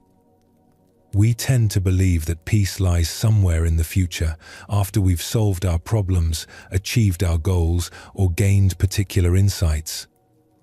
We search for the missing piece that will complete our understanding, or the special experience that will finally satisfy our longing. But Zen Buddhism suggests that this very searching often prevents us from recognizing what we already have. The awareness that seeks is the awareness that finds. The consciousness that feels incomplete is already complete in its capacity to experience incompleteness. The life that longs for meaning is already meaningful in its very ability to long. This doesn't mean we should stop growing, learning, or working toward positive changes in our lives. Takeshi continued his scholarly work, and the emperor continued ruling his kingdom. But both discovered that their deepest satisfaction came not from achieving something new, but from recognizing the fullness of what was already present. As you settle into sleep tonight, you might gently consider what you've been seeking that could already be here. What peace are you hoping to find in the future that might be available right now? What understanding are you working toward that could be present in this very moment of awareness? The blank scroll and empty container remind us that sometimes the most profound teachings come through subtraction rather than addition, through recognizing what we already are rather than trying to become something different. Your awareness right now, tired and ready for rest, is not lacking anything essential. The consciousness that experiences sleepiness, the life force that has carried you through this day, the simple presence that notices your breathing, this is not a stepping stone to something better. This is the destination itself, already complete, already perfect, already at peace. Let your body release completely now into the support beneath you. Feel your breathing slow and deepen naturally. Trust that the rest you seek is not something you must achieve, but something you can simply allow, knowing that the awareness that receives sleep is the same awareness that receives all experiences, complete, whole, and fundamentally at peace exactly as it is. In Zen Buddhism, this recognition that what we seek is what we already are is not the end of practice, but the beginning of authentic living. When we stop looking elsewhere for completion, we can finally appreciate the extraordinary ordinariness of each moment, finding infinite richness in the simple fact of being aware, being alive, being here now. High in the mountains where clouds drifted between ancient peaks and the air carried the scent of pine and mountain herbs, there stood a monastery known for the dedication of its students. Among these earnest practitioners lived a young monk named Jishin, who had been struggling with his meditation practice for many months. Jishin's problem was not lack of effort or commitment. He sat for hours each day in the meditation hall, his posture straight and his attention focused. He followed all the instructions he had received from his teachers. He studied the classical texts and participated faithfully in all the monastery's activities. Yet despite all his sincere efforts, inner peace seemed to elude him like water slipping through his fingers. The harder Jishin tried to achieve a calm mind, the more agitated his thoughts became. When he attempted to concentrate on his breathing, his mind would wander to concerns about whether he was breathing correctly. When he tried to empty his awareness of all thoughts, more thoughts would arise to fill the space. When he worked to maintain perfect posture, his body would become tense and uncomfortable. Most frustrating of all, Jishin would have brief moments during meditation when his mind would become naturally quiet and peaceful. But as soon as he noticed these states and tried to hold on to them, they would immediately disappear. The more desperately he reached for these experiences of calm, the more quickly they seemed to slip away. This pattern of grasping and losing began to dominate not just Jishin's meditation practice, but his entire approach to life. He would have pleasant conversations with other monks, then spend hours afterward trying to recreate the exact conditions that had made those interactions so enjoyable. He would experience moments of appreciation for the natural beauty around the monastery, then exhaust himself attempting to manufacture those same feelings of wonder. After one particularly frustrating meditation session where he had spent the entire hour fighting with his restless mind, Jishin decided to seek guidance from Master Sogen, the elderly teacher who was respected throughout the region for his deep understanding and gentle wisdom. Master Sogen lived in a small hut at the edge of the monastery grounds, surrounded by a simple garden where he grew vegetables and tended flowering plants. When Jishin approached his dwelling that afternoon, he found the old teacher sitting quietly outside, drinking tea and watching white clouds drift slowly across the blue sky. "Master," Jishin said, bowing respectfully and settling onto the ground beside the teacher's bench, "I need your help. I have been practicing meditation faithfully for many months, but I cannot seem to find the lasting peace that other students describe. Every time I experience a moment of calm, I try to hold on to it, but it disappears immediately. How can I learn to maintain peaceful states of mind?" Master Sogen continued looking up at the sky for a long moment before responding.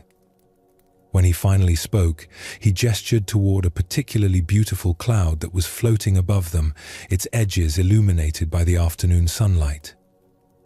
"Look at that cloud," the master said gently. "Do you see how gracefully it moves across the sky?" Jishin looked up and admired the cloud's elegant shape and the way it seemed to glow with inner light. "Yes, master. It's very beautiful." "Tell me," Master Sogen continued, "is that cloud trying to hold on to the sky?" The question puzzled Jishin. "No, master. Clouds don't try to hold on to anything. They just float naturally." "And does the sky try to grasp the cloud and keep it in one place?" "No, the sky doesn't grasp anything either. It just allows the cloud to move through it." Master Sogen nodded approvingly. "Yet notice how perfectly they exist together. The cloud belongs completely to the sky, and the sky contains the cloud without effort. Neither needs to struggle or reach for the other." Jishin began to sense that this simple observation contained a teaching about his meditation difficulties, but he wasn't entirely sure how to apply it. "Your peaceful mind," Master Sogen explained, "is like the sky. And your thoughts and experiences are like clouds that pass through this sky. When you try to grasp the peaceful moments and make them permanent, you are like someone trying to capture clouds with their hands." The master picked up a handful of air and opened his palm, showing its obvious emptiness. "The harder you squeeze, the more surely whatever you're trying to hold will slip away." "But master," Jishin protested, "if I don't try to maintain peaceful states, won't I just lose them completely?" "Watch the cloud again," Master Sogen said, pointing to the same white formation that was now drifting toward the western horizon. "Is it lost because it's moving? Is its beauty diminished because it's not permanent?" As Jishin observed the cloud's gradual movement across the vast sky, he began to understand something profound. The cloud's beauty was not dependent on staying in one place. In fact, its graceful movement was part of what made it so lovely to watch. And the sky's spaciousness was not threatened by the cloud's eventual disappearance. The sky remained perfectly itself, whether it contained many clouds, few clouds, or no clouds at all. "The peace you seek," Master Sogen continued, "is not a particular state that comes and goes like a cloud. It is the sky itself, the spacious awareness that remains unchanged whether it contains peaceful thoughts or agitated thoughts, pleasant experiences or difficult ones." Over the following days, Jishin experimented with this new understanding during his meditation practice. Instead of trying to create peaceful states, he practiced resting in the awareness that could observe all states without being disturbed by them. Instead of grasping for calm experiences, he learned to appreciate the spaciousness that contained both calm and restlessness equally. The change in his practice was remarkable. When peaceful moments arose naturally, Jishin could enjoy them fully without the anxiety of trying to make them permanent. When agitated thoughts appeared, he could watch them pass through his awareness like clouds through sky, knowing that their presence didn't threaten his fundamental peace. One morning, several weeks later, while sitting in meditation and watching thoughts arise and dissolve in the spaciousness of awareness, Jishin had a profound realization. He saw clearly that he had been seeking something he already possessed. The peaceful awareness he had been trying so hard to achieve was the very awareness that had been seeking peace all along. "I was like someone searching everywhere for their own eyes," he later told Master Sogen.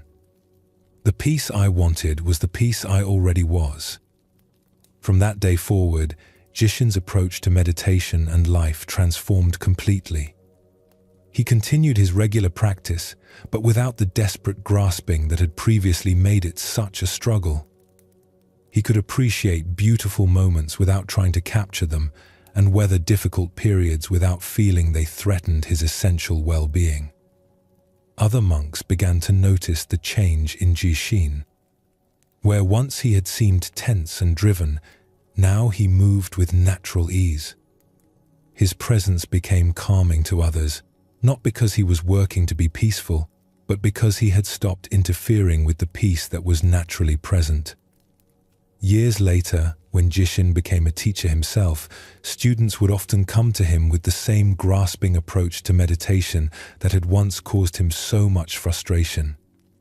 He would take them outside and point to the sky, sharing Master Sogen's teaching about clouds and space. "Stop trying to catch the wind," he would tell them, "and you will discover that you are the stillness through which all movement passes.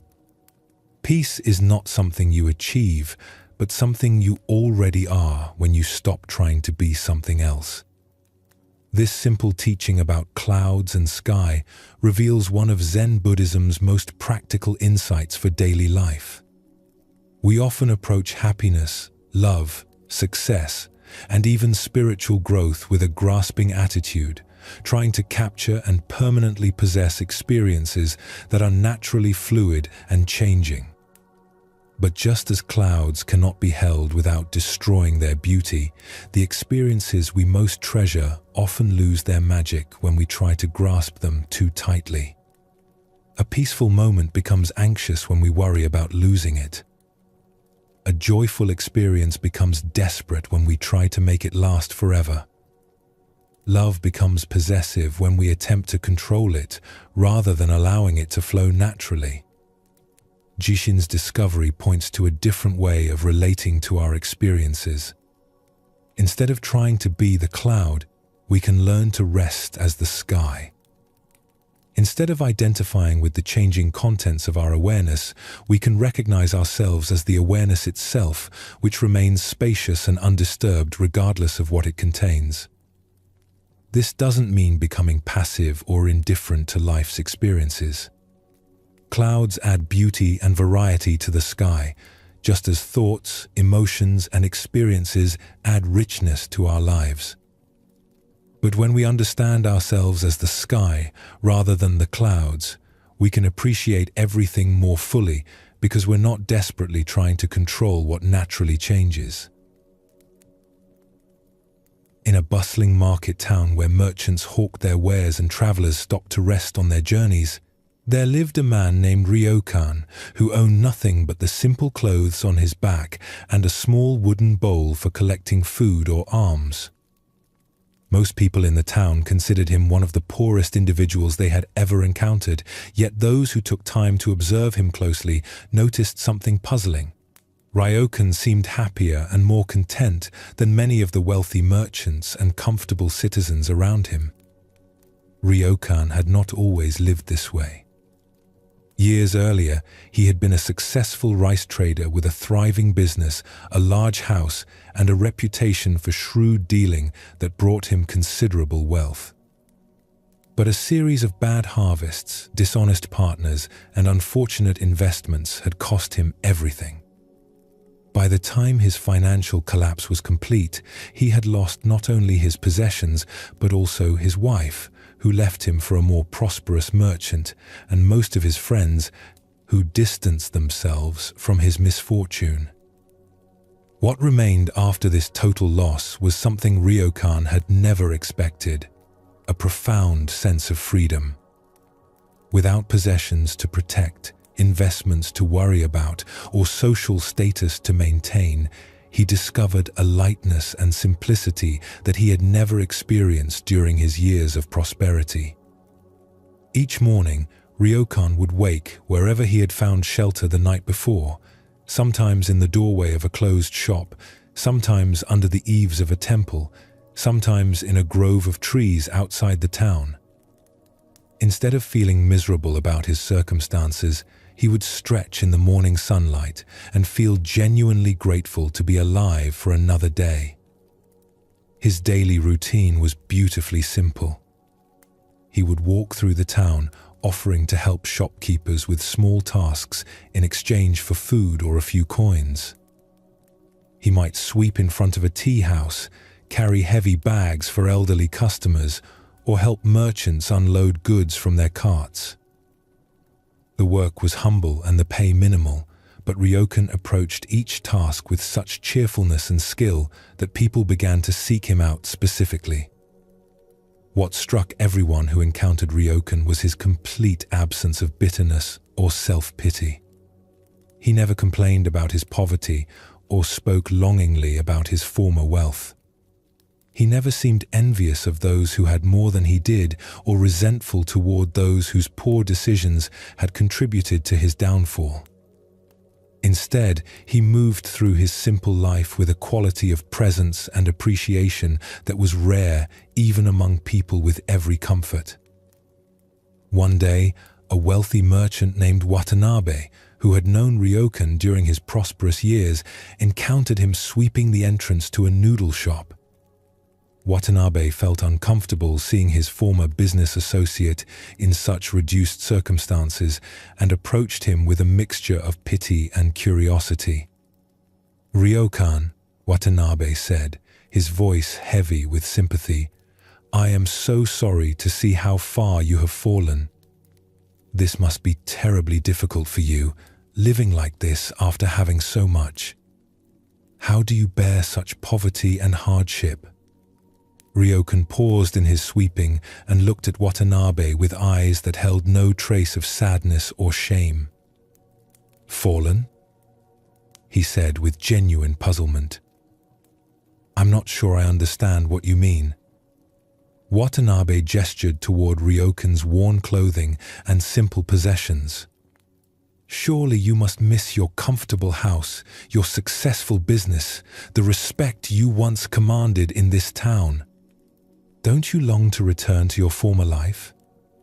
Ryokan considered this question carefully, leaning on his broom handle and looking thoughtfully at the busy street around them. "Tell me, Watanabe, do you remember how I was during those prosperous years? Do you recall what my daily life was actually like?" Watanabe thought back to his memories of Ryokan as a wealthy merchant. "Well, you were successful and respected. You had fine clothes and ate at the best restaurants. People sought your advice on business matters." "Yes," Ryokan nodded. "But do you remember how I felt? Do you recall my state of mind during those years?" As Watanabe searched his memory more carefully, he began to remember details he had forgotten. Ryokan, as a wealthy man, had been constantly anxious about his investments, perpetually worried about competition from other traders, and frequently angry when deals didn't work out as planned. He had often complained about the stress of managing his business and the difficulty of knowing who his real friends were among those who sought his favor. "I suppose you did seem rather stressed and worried much of the time," Watanabe admitted. Ryokan smiled gently. "I was miserable, my friend. I had everything I thought I wanted, but I spent every day afraid of losing it. I worried constantly about the future, regretted past decisions, and was never able to simply enjoy the present moment. I was wealthy in possessions but poor in peace. He gestured to the simple scene around them, the warm sunlight on the street, the pleasant sounds of people going about their daily business, the satisfying work of making something clean and orderly. "Now look at my life," Ryokan continued. "I have no possessions to protect, no investments to worry about, no complex relationships to manage.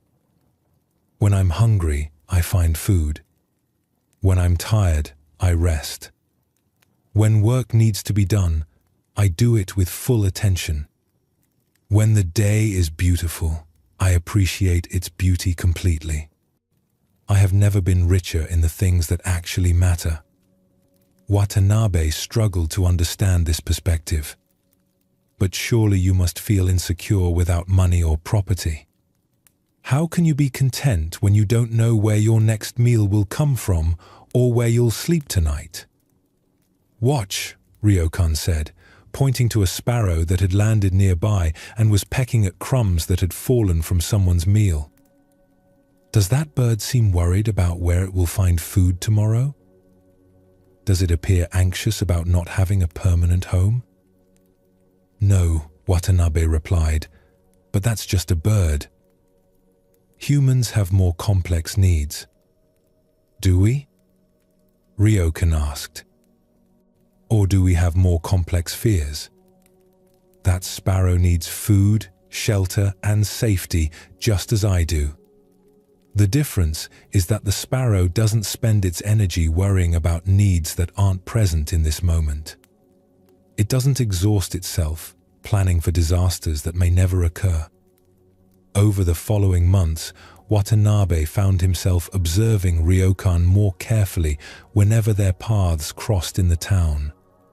He began to notice details that challenged his assumptions about poverty and prosperity. He saw that Ryokan ate his simple meals with greater appreciation than most wealthy people brought to their elaborate banquets. He observed that Ryokan slept more peacefully under the stars than many rich merchants slept in their comfortable beds, tossing and turning with worry about their businesses. He noticed that Ryokan's friendships, though few, were deeper and more genuine than the complex web of obligations and calculations that characterized most business relationships. Most remarkably, Watanabe began to see that Ryokan possessed a quality of presence and joy that made him genuinely attractive to others, not because of what he could provide them, but simply because of who he was. Children would run to greet him when they saw him in the street. Elderly people would seek out his company for conversation. Even other merchants, despite his poverty, would pause in their busy lives to exchange friendly words with him. One evening, Watanabe encountered Ryokan sitting beside the river that flowed past the town, watching the sunset paint the sky in brilliant colors.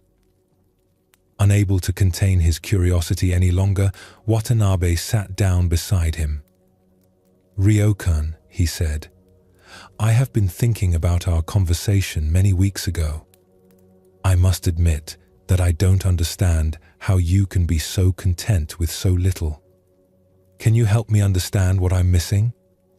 Ryokan continued watching the changing colors in the sky as he replied, "What do you think I lack right now, in this moment?"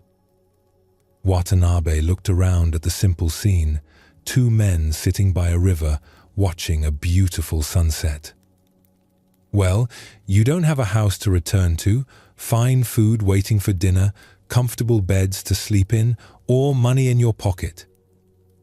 "True," Ryokan agreed, "but I also don't have mortgage payments to worry about, business problems keeping me awake at night, employees depending on me for their livelihood, or the constant pressure to maintain an image of success. And right now, I have everything I actually need: a healthy body, a peaceful mind, and one of the most beautiful sunsets I have ever witnessed." He turned to look directly at Watanabe. "Tell me honestly, When was the last time you sat still long enough to really watch a sunset? When did you last feel completely satisfied with a simple moment like this? Watanabe realized with some embarrassment that he couldn't remember the last time he had done either of those things. His life was so filled with activities and concerns that he rarely paused to appreciate simple pleasures, and his mind was so focused on acquiring more or protecting what he had that satisfaction always seemed just out of reach. "I think I'm beginning to understand," Watanabe said slowly. "You're saying that contentment doesn't depend on having particular things, but on appreciating what's already present." "Exactly," Ryokan replied. "I spent years thinking that happiness would come when I had enough money, enough success, enough security. But enough kept changing as my circumstances changed. There was always something more I needed before I could be truly content." The sun had now set completely, and the first stars were beginning to appear in the darkening sky. "When I lost everything I thought I needed for happiness," Ryokan continued, "I discovered that happiness had been available all along. It wasn't hidden in my possessions or my achievements. It was right here, in the simple fact of being alive and aware in this moment." From that evening forward, Watanabe's perspective on wealth and poverty began to shift dramatically. He started taking time each day to appreciate simple pleasures that he had previously taken for granted. The taste of his morning tea, the feeling of sunlight on his face, the satisfaction of completing a day's work well. He also began to notice how much of his life energy was consumed by anxiety about protecting and increasing his wealth, and how this constant worry prevented him from enjoying what he already had. Gradually, he learned to hold his possessions more lightly, appreciating them when they were present, but not allowing his happiness to depend entirely on keeping them. Years later, when people would ask Watanabe about the source of the greater contentment and wisdom they observed in him, he would tell them about the lessons he learned from a beggar who was richer than any wealthy man he had ever known. "True prosperity," he would say, "is not having everything you want, but wanting nothing more than what you have." Ryokan's story reveals another facet of the peace that needs nothing. While Jishin learned not to grasp for particular mental states, Ryokan discovered that contentment doesn't depend on external circumstances being arranged in any particular way. Both teachings point to the same fundamental insight of Zen Buddhism, that our deepest satisfaction comes not from getting what we think we need, but from recognizing the completeness that's already present in simple awareness itself. This understanding challenges one of the most persistent beliefs in human culture, that happiness depends on having the right combination of external conditions. We tend to think that we'll be content when we have enough money, the right relationship, better health, more success, or fewer problems. But both the cloud-watching monk and the contented beggar discovered that peace is available right now, independent of whether our circumstances match our preferences. This doesn't mean we should stop working toward reasonable goals or taking care of our practical needs.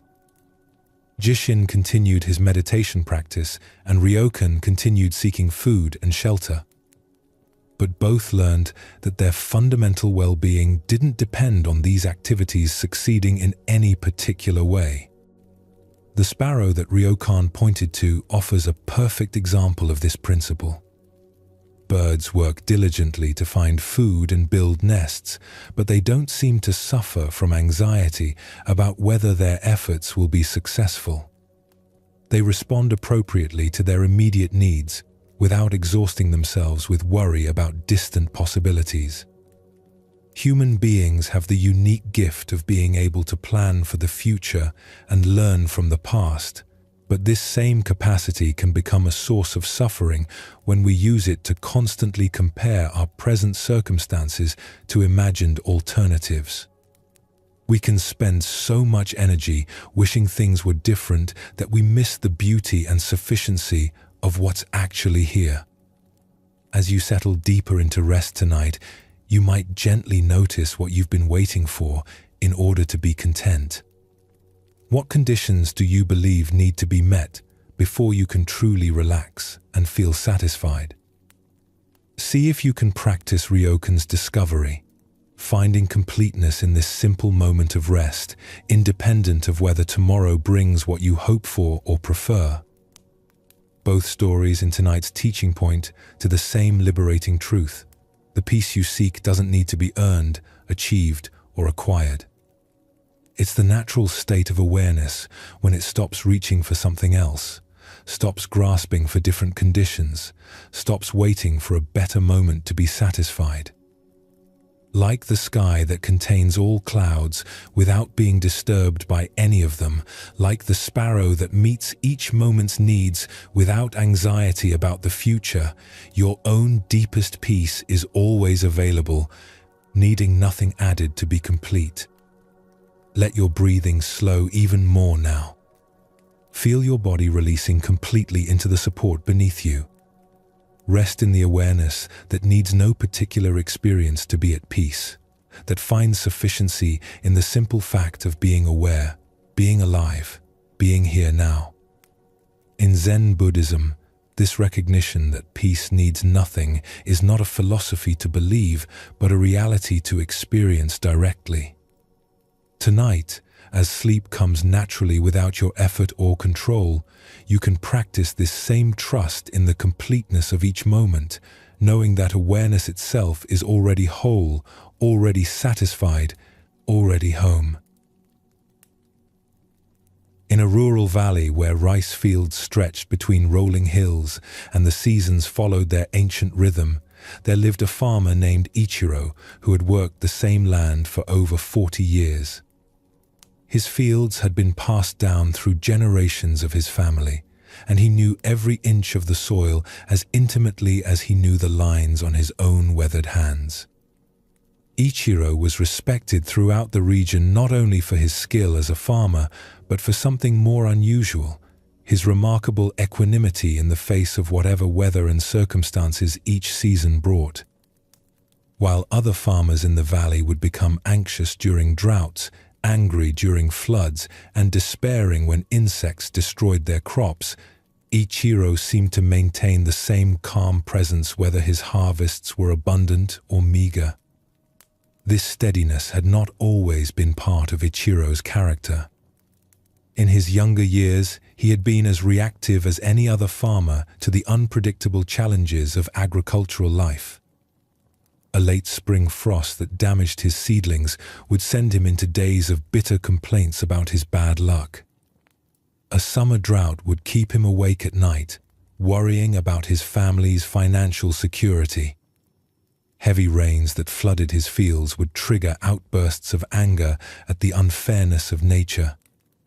The transformation in Ichiro's character had begun 20 years earlier, during what the local people still remembered as the worst growing season in living memory. That year, every possible agricultural disaster had seemed to strike his valley in succession, as if nature were testing the limits of human endurance.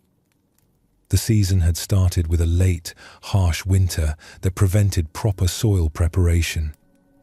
When spring finally arrived, it brought flooding that washed away many of the seeds Ichiro had managed to plant.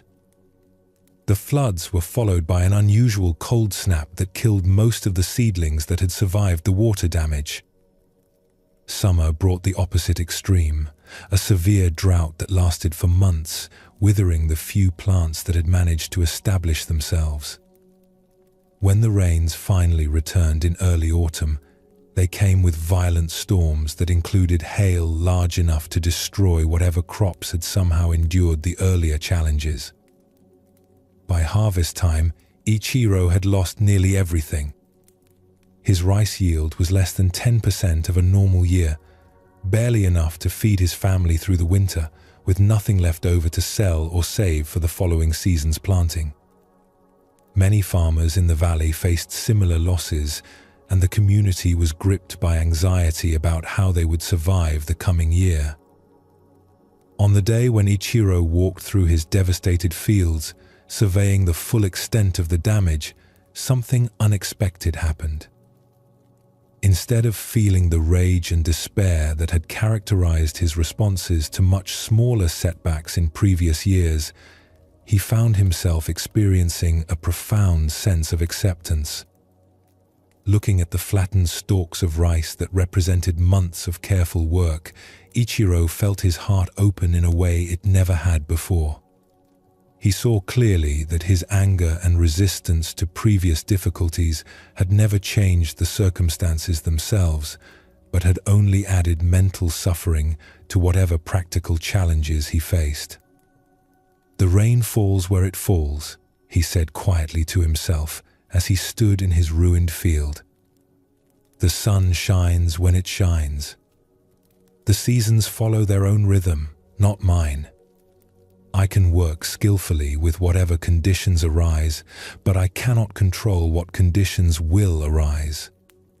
This simple recognition became the foundation for a completely different approach to farming and living. Instead of fighting against weather patterns he couldn't influence, Ichiro learned to observe them carefully and adapt his methods accordingly. Instead of becoming emotionally devastated by crop failures, he began to see them as information about what adjustments might be needed for future seasons. The change in Ichiro's approach became evident to his neighbors during the growing seasons that followed. When drought conditions developed, instead of cursing the lack of rain, Ichiro would calmly implement water conservation measures and choose crops that thrived in dry conditions. When excessive rainfall threatened to flood his fields, rather than raging against the weather, he would work efficiently to create drainage and protect what could be protected. Most remarkably, Ichiro's overall productivity actually improved after he stopped fighting against circumstances he couldn't control. By accepting whatever weather conditions arose and adapting skillfully to them, he was able to make better decisions and use his energy more effectively than when he had wasted time and emotional resources on resistance and complaint.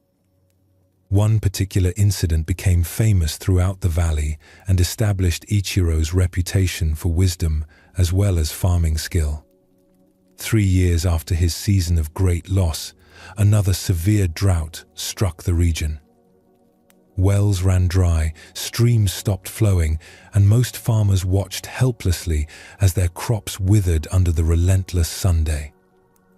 While his neighbors gathered in anxious groups to discuss the disaster and voice their frustrations with the weather, Ichiro spent his time quietly implementing a plan he had developed during previous dry spells.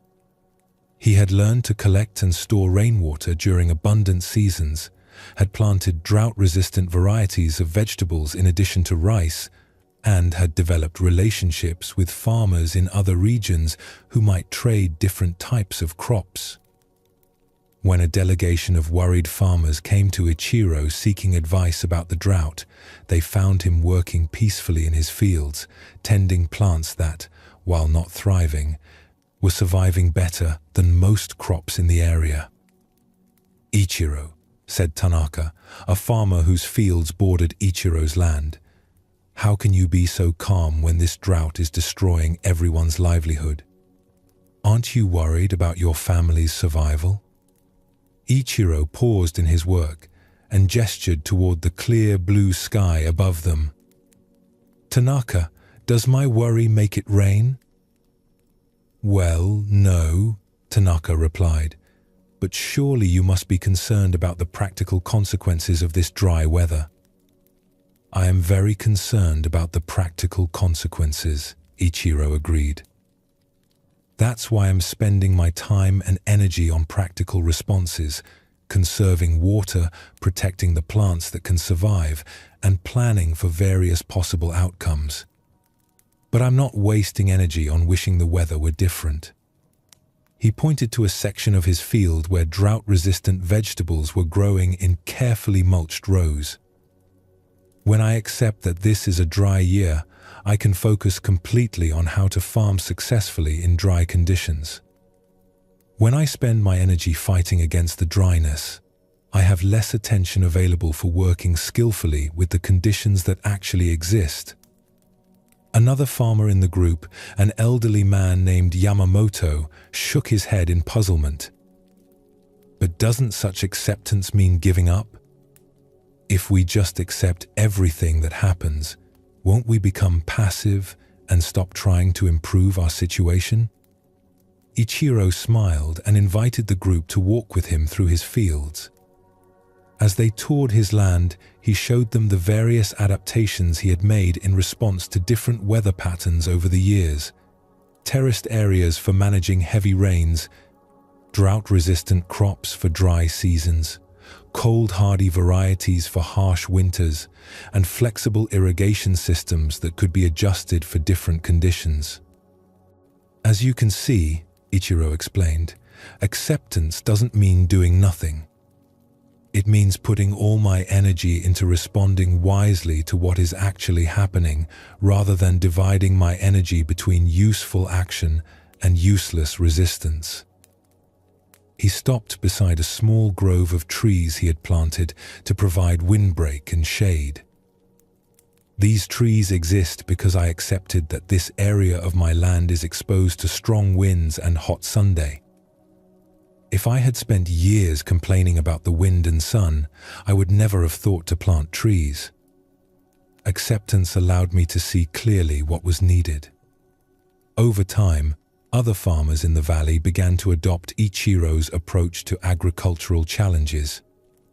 They learned to observe weather patterns without emotional reactivity, to plan for various contingencies without anxiety, and to adapt their methods based on actual conditions rather than ideal preferences. The practical benefits of this approach became clear during subsequent difficult seasons. The farmers who learned to accept and work with challenging conditions consistently achieved better outcomes than those who wasted energy fighting against what they couldn't control.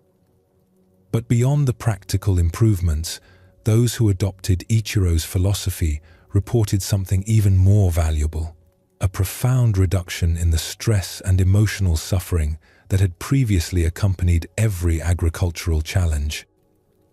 When a traveling Buddhist monk visited the valley and heard stories about Ichiro's wisdom, he sought out the farmer to learn more about his philosophy. He found Ichiro working peacefully in his fields on a day when threatening clouds suggested an approaching storm. "I have heard that you have learned to maintain peace of mind regardless of what circumstances arise," the monk said. "Can you share the secret of this contentment?" Ichiro looked up at the gathering clouds and then at the monk. "There is no secret," he replied simply. "I just stopped arguing with reality." "What do you mean by arguing with reality?" "For many years," Ichiro explained, "whenever something happened that I didn't like, I would spend my energy wishing it were different. Drought should be rain. Floods should be sunshine. Cold should be warm. I was like a person shouting at the mountains to move because they were blocking his view." As they spoke, the first drops of rain began to fall. Ichiro smiled and continued working, adjusting his movements to account for the changing conditions, but showing no sign of distress about the approaching storm. "Now when drought comes, I think, this is a dry year. How can I farm successfully in dry conditions? When floods come, I think, this is a wet year. How can I work skillfully with abundant water? When storms come," he gestured at the darkening sky, "I think, this is a stormy day. How can I protect my crops and complete my work safely in these conditions?" The monk nodded with understanding. "You have learned what we call in Buddhism accepting what is. This doesn't mean you like everything that happens, but that you stop wasting energy fighting against what has already occurred. Exactly, Ichiro agreed as they hurried toward shelter from the increasing rain. I have learned that there are two kinds of pain in life, the pain of difficult circumstances and the additional pain of resisting those circumstances. I cannot always avoid the first kind of pain, but I can always choose to avoid the second. Years later, when Ichiro had become an elder respected throughout the region for his wisdom as well as his farming expertise, young people would come to him seeking guidance, not just about agriculture, but about life in general. His teachings were simple but profound. Life will bring you weather you didn't order, he would tell them. The question is not how to control the weather, but how to dance with whatever weather comes. When you stop fighting against the rhythm of life, you can discover your own natural rhythm within it. Ichiro's story illustrates one of Zen Buddhism's most practical and healing teachings, the difference between pain and suffering. Pain comes from difficult circumstances that we cannot always avoid. Suffering comes from our resistance to those circumstances, our insistence that reality should be different than it is. The farmer's transformation shows us that acceptance is not passive resignation, but active wisdom. When Ichiro stopped wasting energy on fighting against weather patterns, he had more energy available for intelligent responses to whatever conditions actually existed.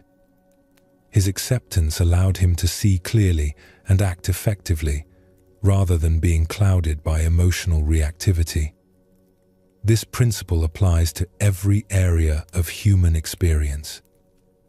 We cannot control many of the circumstances that shape our lives, the behavior of other people, unexpected changes in our health or finances, global events that affect our communities, or even our own emotional reactions to stress.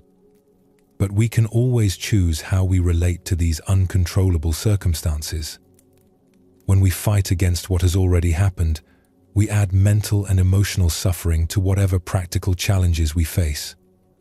When we accept what is while working skillfully with present conditions, we often discover resources and possibilities that resistance had hidden from our view. This doesn't mean we should never work to change difficult situations or that we should become indifferent to injustice and unnecessary suffering. Ichiro continued to farm actively and sought to improve his methods. But he learned to distinguish between useful action and useless resistance, between responding to reality and arguing with it. Tonight, as you prepare for rest, you might gently notice what aspects of your current situation you've been fighting against. What circumstances have you been wishing were different, perhaps burning energy on resistance that could be directed towards skillful response? See if you can practice Ichiro's wisdom, accepting what is while remaining fully engaged with life as it actually unfolds. At a mountain monastery where winter brought months of deep snow and bitter cold, there lived a young student named Sato who had been struggling with periods of deep melancholy and emotional darkness that seemed to descend upon him without warning or apparent cause. These episodes would arrive like sudden weather changes, transforming Sato's normally cheerful disposition into something heavy and grey. During these times, he would lose interest in his studies, find no pleasure in activities he usually enjoyed, and feel as though a thick fog had settled over his mind, making even simple tasks feel overwhelming and difficult. Sato had tried many approaches to combat these dark moods. He would force himself to maintain his usual schedule, hoping that activity would lift his spirits. He would attempt to think positive thoughts, trying to argue his way out of the melancholy through logic and willpower. He would sometimes isolate himself completely, believing that solitude would allow the darkness to pass more quickly. None of these strategies seemed to help. In fact, his efforts to fight against the dark periods often seemed to make them worse, adding frustration and self-criticism to the already difficult experience of feeling emotionally heavy and disconnected. The monastery where Sato lived was known for its wise and compassionate teachers, but he felt embarrassed about his struggles with melancholy. In a community dedicated to cultivating peace and joy, he worried that his periodic darkness indicated some fundamental failure in his spiritual development.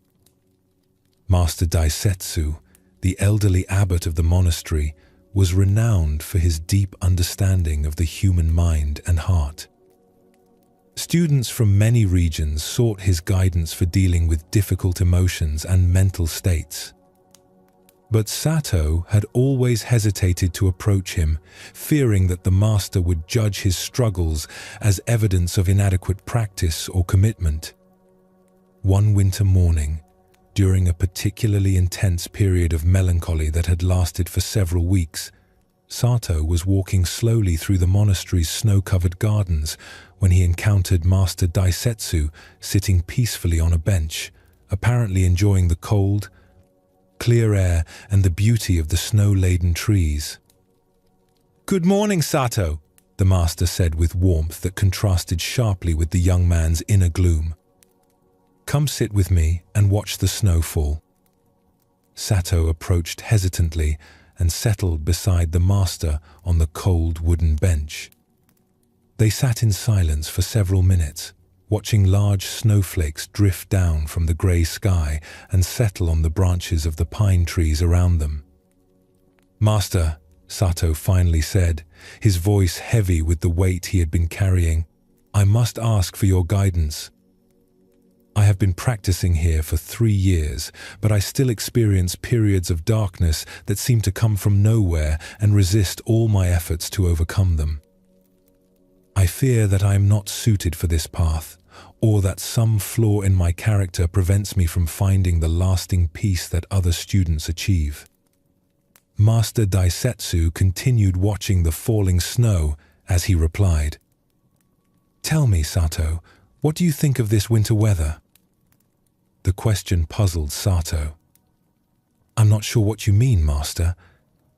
Do you think this snow is a mistake?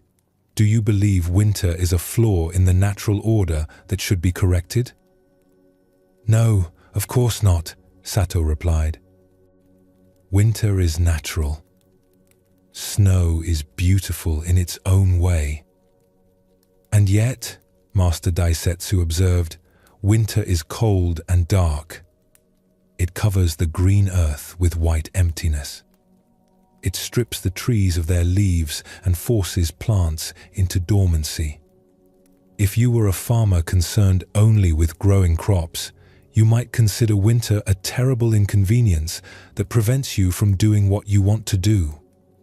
Sato began to sense that this conversation about weather was actually about something else, but he wasn't sure how to make the connection. "However," the master continued, "wise farmers understand that winter serves essential purposes in the cycle of growth. The cold period allows trees and plants to rest and gather energy for spring's renewal.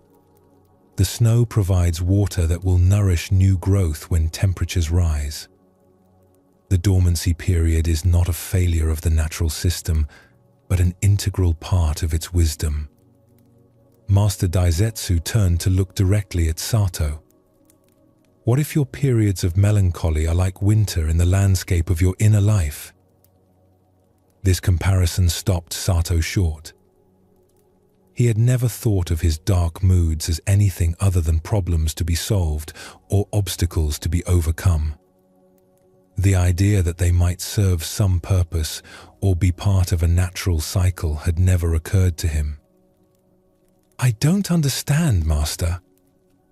How can depression and sadness be useful or natural? Think about what happens during winter," Master Daisetsu suggested. "The external world becomes quiet and still. Growth slows down or stops entirely. There is a turning inward, a period of rest and reflection that prepares for future expansion.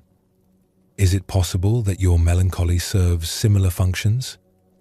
Over the following days, Sato began to observe his dark moods differently, trying to understand what Master Daisetsu had suggested. Instead of immediately fighting against the heaviness when it arose, he experimented with allowing it to be present while paying attention to what it might be teaching him. To his surprise, he began to notice that his periods of melancholy often coincided with times when he had been pushing himself too hard in his studies or spiritual practice. The darkness seemed to force him to slow down, to rest, to look more deeply at patterns in his life that might need attention. He also observed that during these quiet, inward times, he often gained insights about himself and his relationships that were not available during his more energetic and outward-focused periods. The melancholy, while uncomfortable, seemed to create a space for reflection and deeper understanding. Most importantly, Sato began to notice that when he stopped fighting against his dark moods, they seemed to pass more naturally and completely. Just as winter always gives way to spring, his periods of emotional darkness would eventually lift on their own, often leaving him with a sense of renewal and clarity that he hadn't experienced when he was constantly battling against the darkness. One morning, several months later, as winter was beginning to give way to the earliest signs of spring, Sato found himself emerging from a period of melancholy with a quality of lightness and appreciation that felt genuinely transformed by his new understanding. He sought out Master Daisetsu to share what he had learned. He found the master in the same garden where their conversation about winter had taken place, but now the snow was melting and small green shoots were beginning to emerge from the previously frozen ground. "Master," Sato said, settling beside his teacher, "I think I understand now what you meant about winter and melancholy. When I stopped trying to force my sad moods away and instead learned to rest in them like trees rest in winter, something shifted. The darkness began to feel less like an enemy and more like a teacher." Master Daisetsu smiled with approval. "And what has this teacher shown you?" "It has shown me that I don't have to be afraid of difficult emotions," Sato replied. "When I welcome sadness with the same acceptance that the earth welcomes winter, it can do its work and then pass naturally. When I fight against it, I get stuck in resistance that prolongs the very experience I'm trying to avoid." He pointed to the emerging green shoots around them. "I also learned that periods of inner quiet and darkness often precede new growth, just like winter prepares for spring. Some of my most important insights and creative inspirations have come during or just after times when I felt most empty and lost." "Yes," Master Daisetsu agreed. "You have discovered that the full spectrum of human emotional experience has its place in a life well lived. Just as a landscape needs both summer and winter to maintain its health and beauty, your inner life benefits from the full range of seasons." Over the following years, as Sato continued his practice at the monastery, his relationship with difficult emotions became one of his greatest strengths as a student and eventually as a teacher. He learned to welcome sadness, anxiety, anger, and confusion with the same openness that he brought to joy, peace, love, and clarity. This didn't mean that difficult emotions became pleasant or that he looked forward to periods of struggle. But he no longer added suffering to pain by fighting against what was naturally arising in his consciousness. Like a skilled gardener who works harmoniously with all seasons, Sato learned to find appropriate responses to whatever emotional weather was present. When other students came to him struggling with their own difficult emotions, he would share the wisdom of winter acceptance. "Don't try to skip winter and go straight to spring," he would tell them. "Winter has its own gifts and its own necessity. When you learn to rest in darkness as peacefully as you rest in light, you discover that your true nature is the awareness that remains unchanged through all seasons of experience.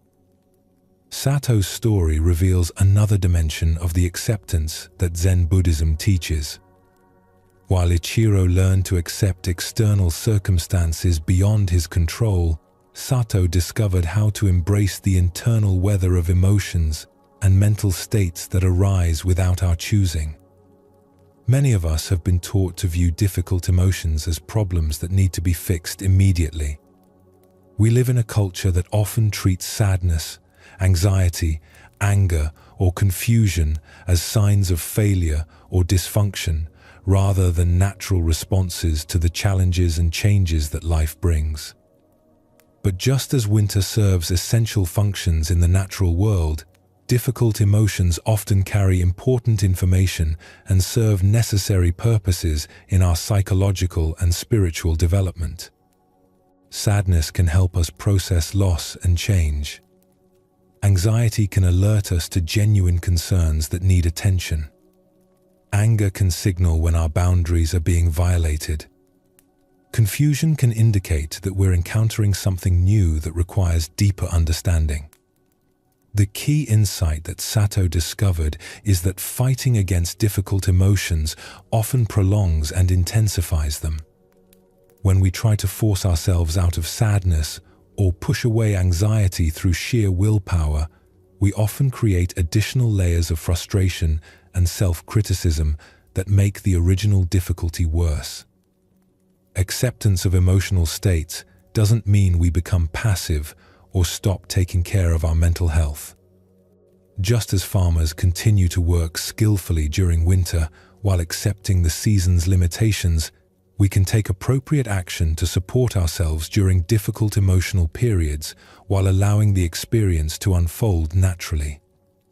This might mean seeking professional help when depression becomes severe, practicing stress reduction techniques during anxious periods, or expressing anger in healthy ways when it arises.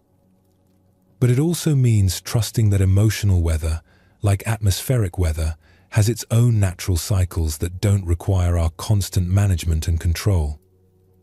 Tonight, as you prepare for the rest your body and mind need, you might practice both forms of acceptance that these stories illustrate. Notice any external circumstances from your day that you've been resisting, and see if you can release the struggle against what has already occurred.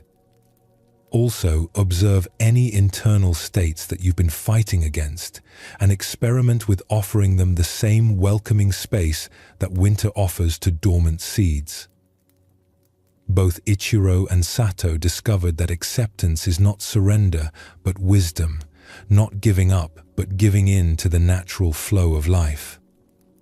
When we stop expending energy on fighting against what is already present, that energy becomes available for creativity, healing, and authentic response to whatever each moment offers. Let your breathing become even slower and deeper now. Feel your body settling completely into relaxation. Rest in the understanding that this moment, exactly as it is, with whatever thoughts or feelings or circumstances it contains, is perfectly acceptable. You don't need to change anything about your current experience to be worthy of rest and peace. In Zen Buddhism, this acceptance is sometimes called just this. Not just this, but it should be different, or just this, and I'll work to change it tomorrow, but simply just this. The remarkable discovery that both farmers and monks have made throughout history is that just this is always enough, always complete, always worthy of our full presence and acceptance. Sleep peacefully in this understanding, knowing that whatever dreams or rest or experiences the night brings, your fundamental nature remains like the awareness that observes all seasons without being changed by any of them. This awareness needs no improvement, no adjustment, no different circumstances to be perfectly itself. The acceptance that brings deepest peace is not the acceptance of resignation, but the acceptance of love, meeting life with the same unconditional welcome that space offers to all the various forms that arise within it, finding in this welcome the freedom to respond wisely to whatever each moment presents. In a peaceful valley where a small temple sat beside terraced fields and bamboo groves, the morning had started with the rumble of thunder echoing through the mountains. Dark clouds had gathered before dawn, and lightning had split the sky several times before the storm moved on, leaving the air fresh and clear. Brother Shinran had been sweeping the temple courtyard when the thunder rolled through the valley. Not long after the storm passed, the quiet was suddenly shattered by the thundering sound of hooves. He looked up to see a magnificent horse racing past the temple gates. The animal was running at full speed, its powerful legs carrying it swiftly down the dirt path that wound through the valley. Dust clouds rose behind it as it galloped, and its breathing was labored from the intensity of its pace. The horse's eyes were wide, almost frantic, foam on its mouth, as if it were fleeing from some terrible danger or racing towards some urgent destination. Shinran watched in amazement as the beautiful creature disappeared around a bend in the path, heading toward the mountains beyond. He had never seen a horse run with such desperate intensity, such single-minded focus on getting somewhere else as quickly as possible. A few moments later, Master Aizen emerged from the temple and noticed Shinran standing motionless, still staring down the path where the horse had vanished. "What has captured your attention so completely?" the master asked gently. "Master," Shinran replied, still somewhat breathless from witnessing the dramatic scene, "a magnificent horse just ran past our temple at incredible speed. It seemed so determined, so focused on reaching its destination. Where do you think it was going?" Master Aizen looked thoughtfully down the empty path, then back at his student with eyes that held both compassion and gentle amusement. "The horse doesn't know where it's going," he said simply. Shinran looked puzzled. "But Master, it was running so purposefully, with such intensity. Surely it must have been heading somewhere important."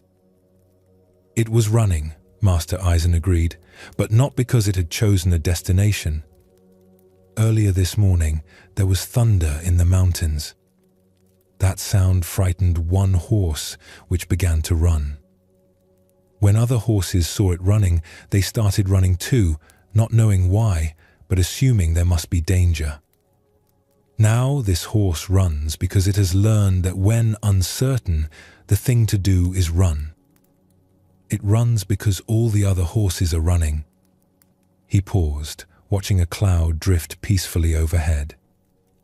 "But the thunder has long since passed. There is no danger. There is nowhere urgent to go. The horse simply doesn't know how to stop running once it has started." The master gestured toward the peaceful temple grounds around them. "Tell me, Shinran, in this moment, do you know where you need to go?" Shinran considered the question. "No, Master. I am here, doing the work that needs to be done here." "Yet how often does your mind run like that horse? How often do your thoughts race from one concern to another, not because there's somewhere they need to go, but simply because thinking has become a habit that doesn't know how to stop?" This question struck Shinran with unexpected force. As he reflected on Master Aizen's words, he began to recognize a familiar pattern in his own mental activity. Even during quiet moments like sweeping the courtyard, his mind was often racing through plans for the day, memories of yesterday's conversations, worries about future events, or random thoughts that seemed to arise and chase each other endlessly. "I think I understand, Master," Shinran said slowly. "My mind often runs without purpose, just like that horse. Even when I'm doing simple tasks that require no planning or analysis, My thoughts keep racing from one thing to another." "Yes," Master Eisen nodded approvingly. Most people live with minds that run constantly, but they rarely stop to ask where all this mental activity is taking them. They assume that because the mind is busy, it must be accomplishing something important. Over the following days, Shinran began to observe his own mental patterns more carefully. He noticed that his thoughts often raced through elaborate scenarios about future conversations, replayed past interactions with endless variations, or jumped randomly from topic to topic without any clear purpose or direction. During meditation, he would watch thoughts arise and chase each other through his awareness like wild horses galloping across an open plain. Some thoughts seemed to run toward imagined goals, others appeared to flee from uncomfortable feelings, and many simply ran because the habit of mental movement had become so deeply ingrained. One morning, while sitting in meditation and observing this internal circus of racing thoughts, Shinran suddenly experienced a moment of profound stillness. For just a few seconds, the mental running stopped completely, and he found himself resting in a spacious awareness that needed no movement, no destination, no urgent purpose. In that moment of stillness, Shinran understood what Master Eisen had been teaching him about the running horse. His thoughts had been racing not because they had important places to go, but because they had developed the habit of constant movement. Like the horse that continued running long after the thunder had passed, his mind kept generating activity long after any real need for mental work had ended. When the brief moment of stillness passed and thoughts began arising again, Shinran didn't try to chase them away or force them to stop. Instead, he watched them with gentle curiosity, the way he might watch clouds passing through an empty sky. Some thoughts seemed to be running toward imaginary goals, others appeared to be fleeing from uncomfortable feelings, and many simply ran because running had become their nature. Over the following weeks, as Shinran continued to practice this gentle observation of mental activity, something remarkable began to happen. The thoughts didn't stop arising, but they gradually lost their frantic quality. Like a horse that finally realizes there is no predator chasing it, his mental activity began to slow down naturally when it was no longer fed by the anxiety of trying to get somewhere. "Master," Shinran said one evening after a particularly peaceful meditation session, "I think I understand now what you meant about the running horse. My thoughts were racing because they had forgotten how to be still, not because they had anywhere important to go." Master Eisen nodded with approval. "Yes. And what have you discovered about the nature of this stillness?" "I've learned that stillness is always here," Shinran replied. "It's not something I have to create or achieve. It's the space in which all the mental running happens. When I stop trying to control or direct my thoughts, they naturally slow down and eventually settle, like a horse that finally stops running and remembers it can simply graze in the field where it already stands." "And how has this understanding changed your daily life?" Is less than #0. 5# is greater than. Shinran considered the question thoughtfully. "I noticed that much of my mental activity was unnecessary movement, like the horse running from thunder that had already passed. When I catch my mind racing through endless scenarios or worries, I can ask myself, is there really somewhere this thinking needs to go, or is it just running from old habits?" He paused, listening to the peaceful evening sounds around the temple. "Most of the time, I discover that my thoughts were running because they had forgotten how to rest, not because there was any real urgency or important destination." From that day forward, Shinran's practice deepened significantly. He learned to distinguish between useful mental activity that had genuine purpose and the restless thinking that arose simply from the habit of staying busy.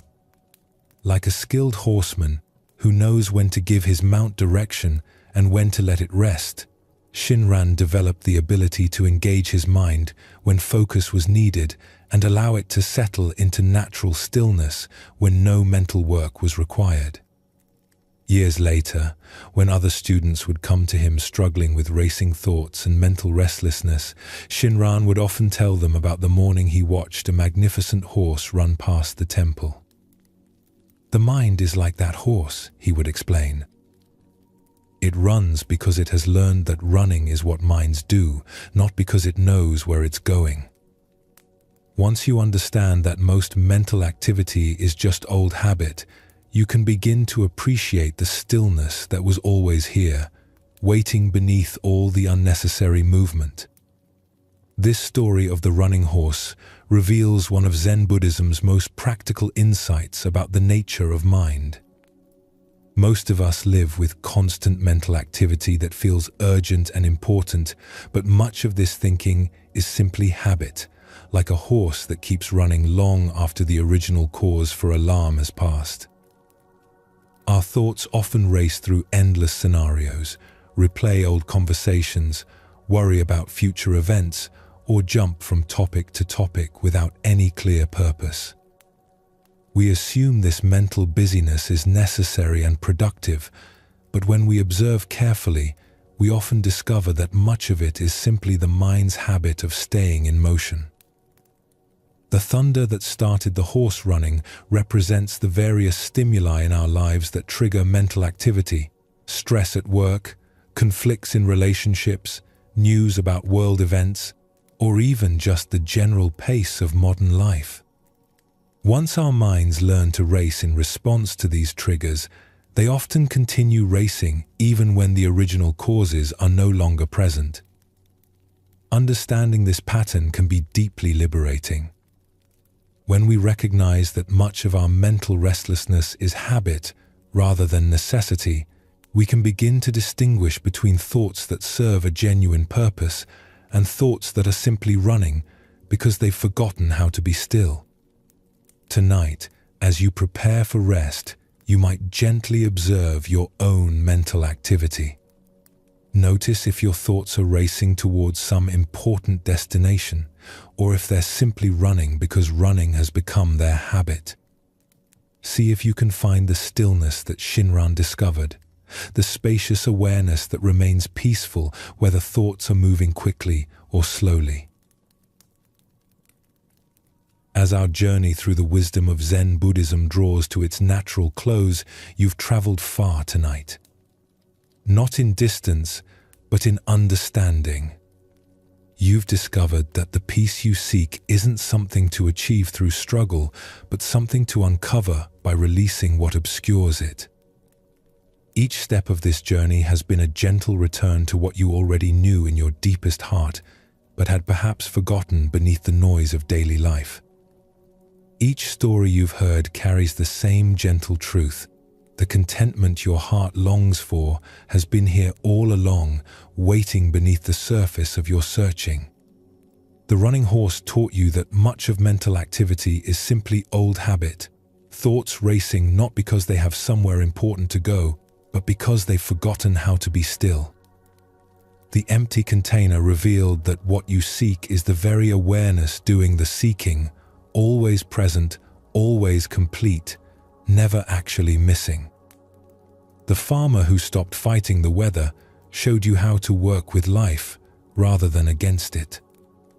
The student who embraced his inner winter discovered that difficult emotions, like harsh seasons, serve purposes we may not immediately understand.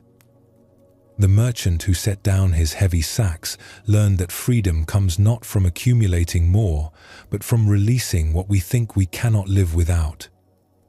The monk with his empty cushion reminded you that spiritual practice is not about becoming someone special, but about gradually letting go of all the ideas we carry about who we think we are.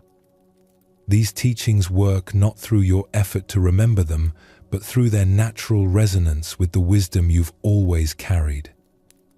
Like tuning forks that vibrate in harmony when placed near each other, these ancient insights awaken something in you that has been waiting patiently for recognition. You don't need to force these understandings into your daily life. They will emerge naturally, the way flowers bloom when conditions are right, bringing greater ease to your relationships, your work, and your relationship with yourself. You don't need to remember every detail or solve every problem before you sleep. The profound rest that awaits you comes not from having everything figured out, but from trusting that you can meet whatever arises with the same natural wisdom that beats your heart and breathes your breath without your effort. This trust is not something you must create, but something you can simply stop preventing. Like removing the barriers that block sunlight rather than trying to manufacture light. Let your body sink completely into relaxation now. Feel yourself releasing into the support beneath you. Notice how your breathing slows naturally without any effort on your part. This is the same effortless intelligence that the Buddhist masters learned to trust in all areas of life. The Buddhist masters discovered that sleep is not an escape from consciousness, but consciousness returning to its most natural, effortless state. In this sacred rest, you join centuries of seekers who found that the deepest peace comes not from getting what we want, but from recognizing the completeness that needs nothing added to be perfect. As you drift toward sleep, you might sense that you're not losing consciousness, but discovering what consciousness is like when it stops trying to be conscious. This is the same awareness that witnessed all the stories tonight, that felt recognition when truth was spoken, that remains unchanged whether you're awake or asleep. Rest in this awareness now, knowing that it requires nothing from you, asks nothing of you, simply welcomes you home to what you have never actually left. These ancient teachings will continue working in their own way and their own time, like seeds planted in fertile ground. Some insights may blossom tomorrow, others may take weeks or months to fully unfold. Trust this natural timing, just as you trust your body to restore itself during sleep without your conscious management. Your task now is simply to rest, knowing that the awareness which received these stories is already whole, already at peace, already home. Sleep well, and thank you for joining us here at Sleepy Monk.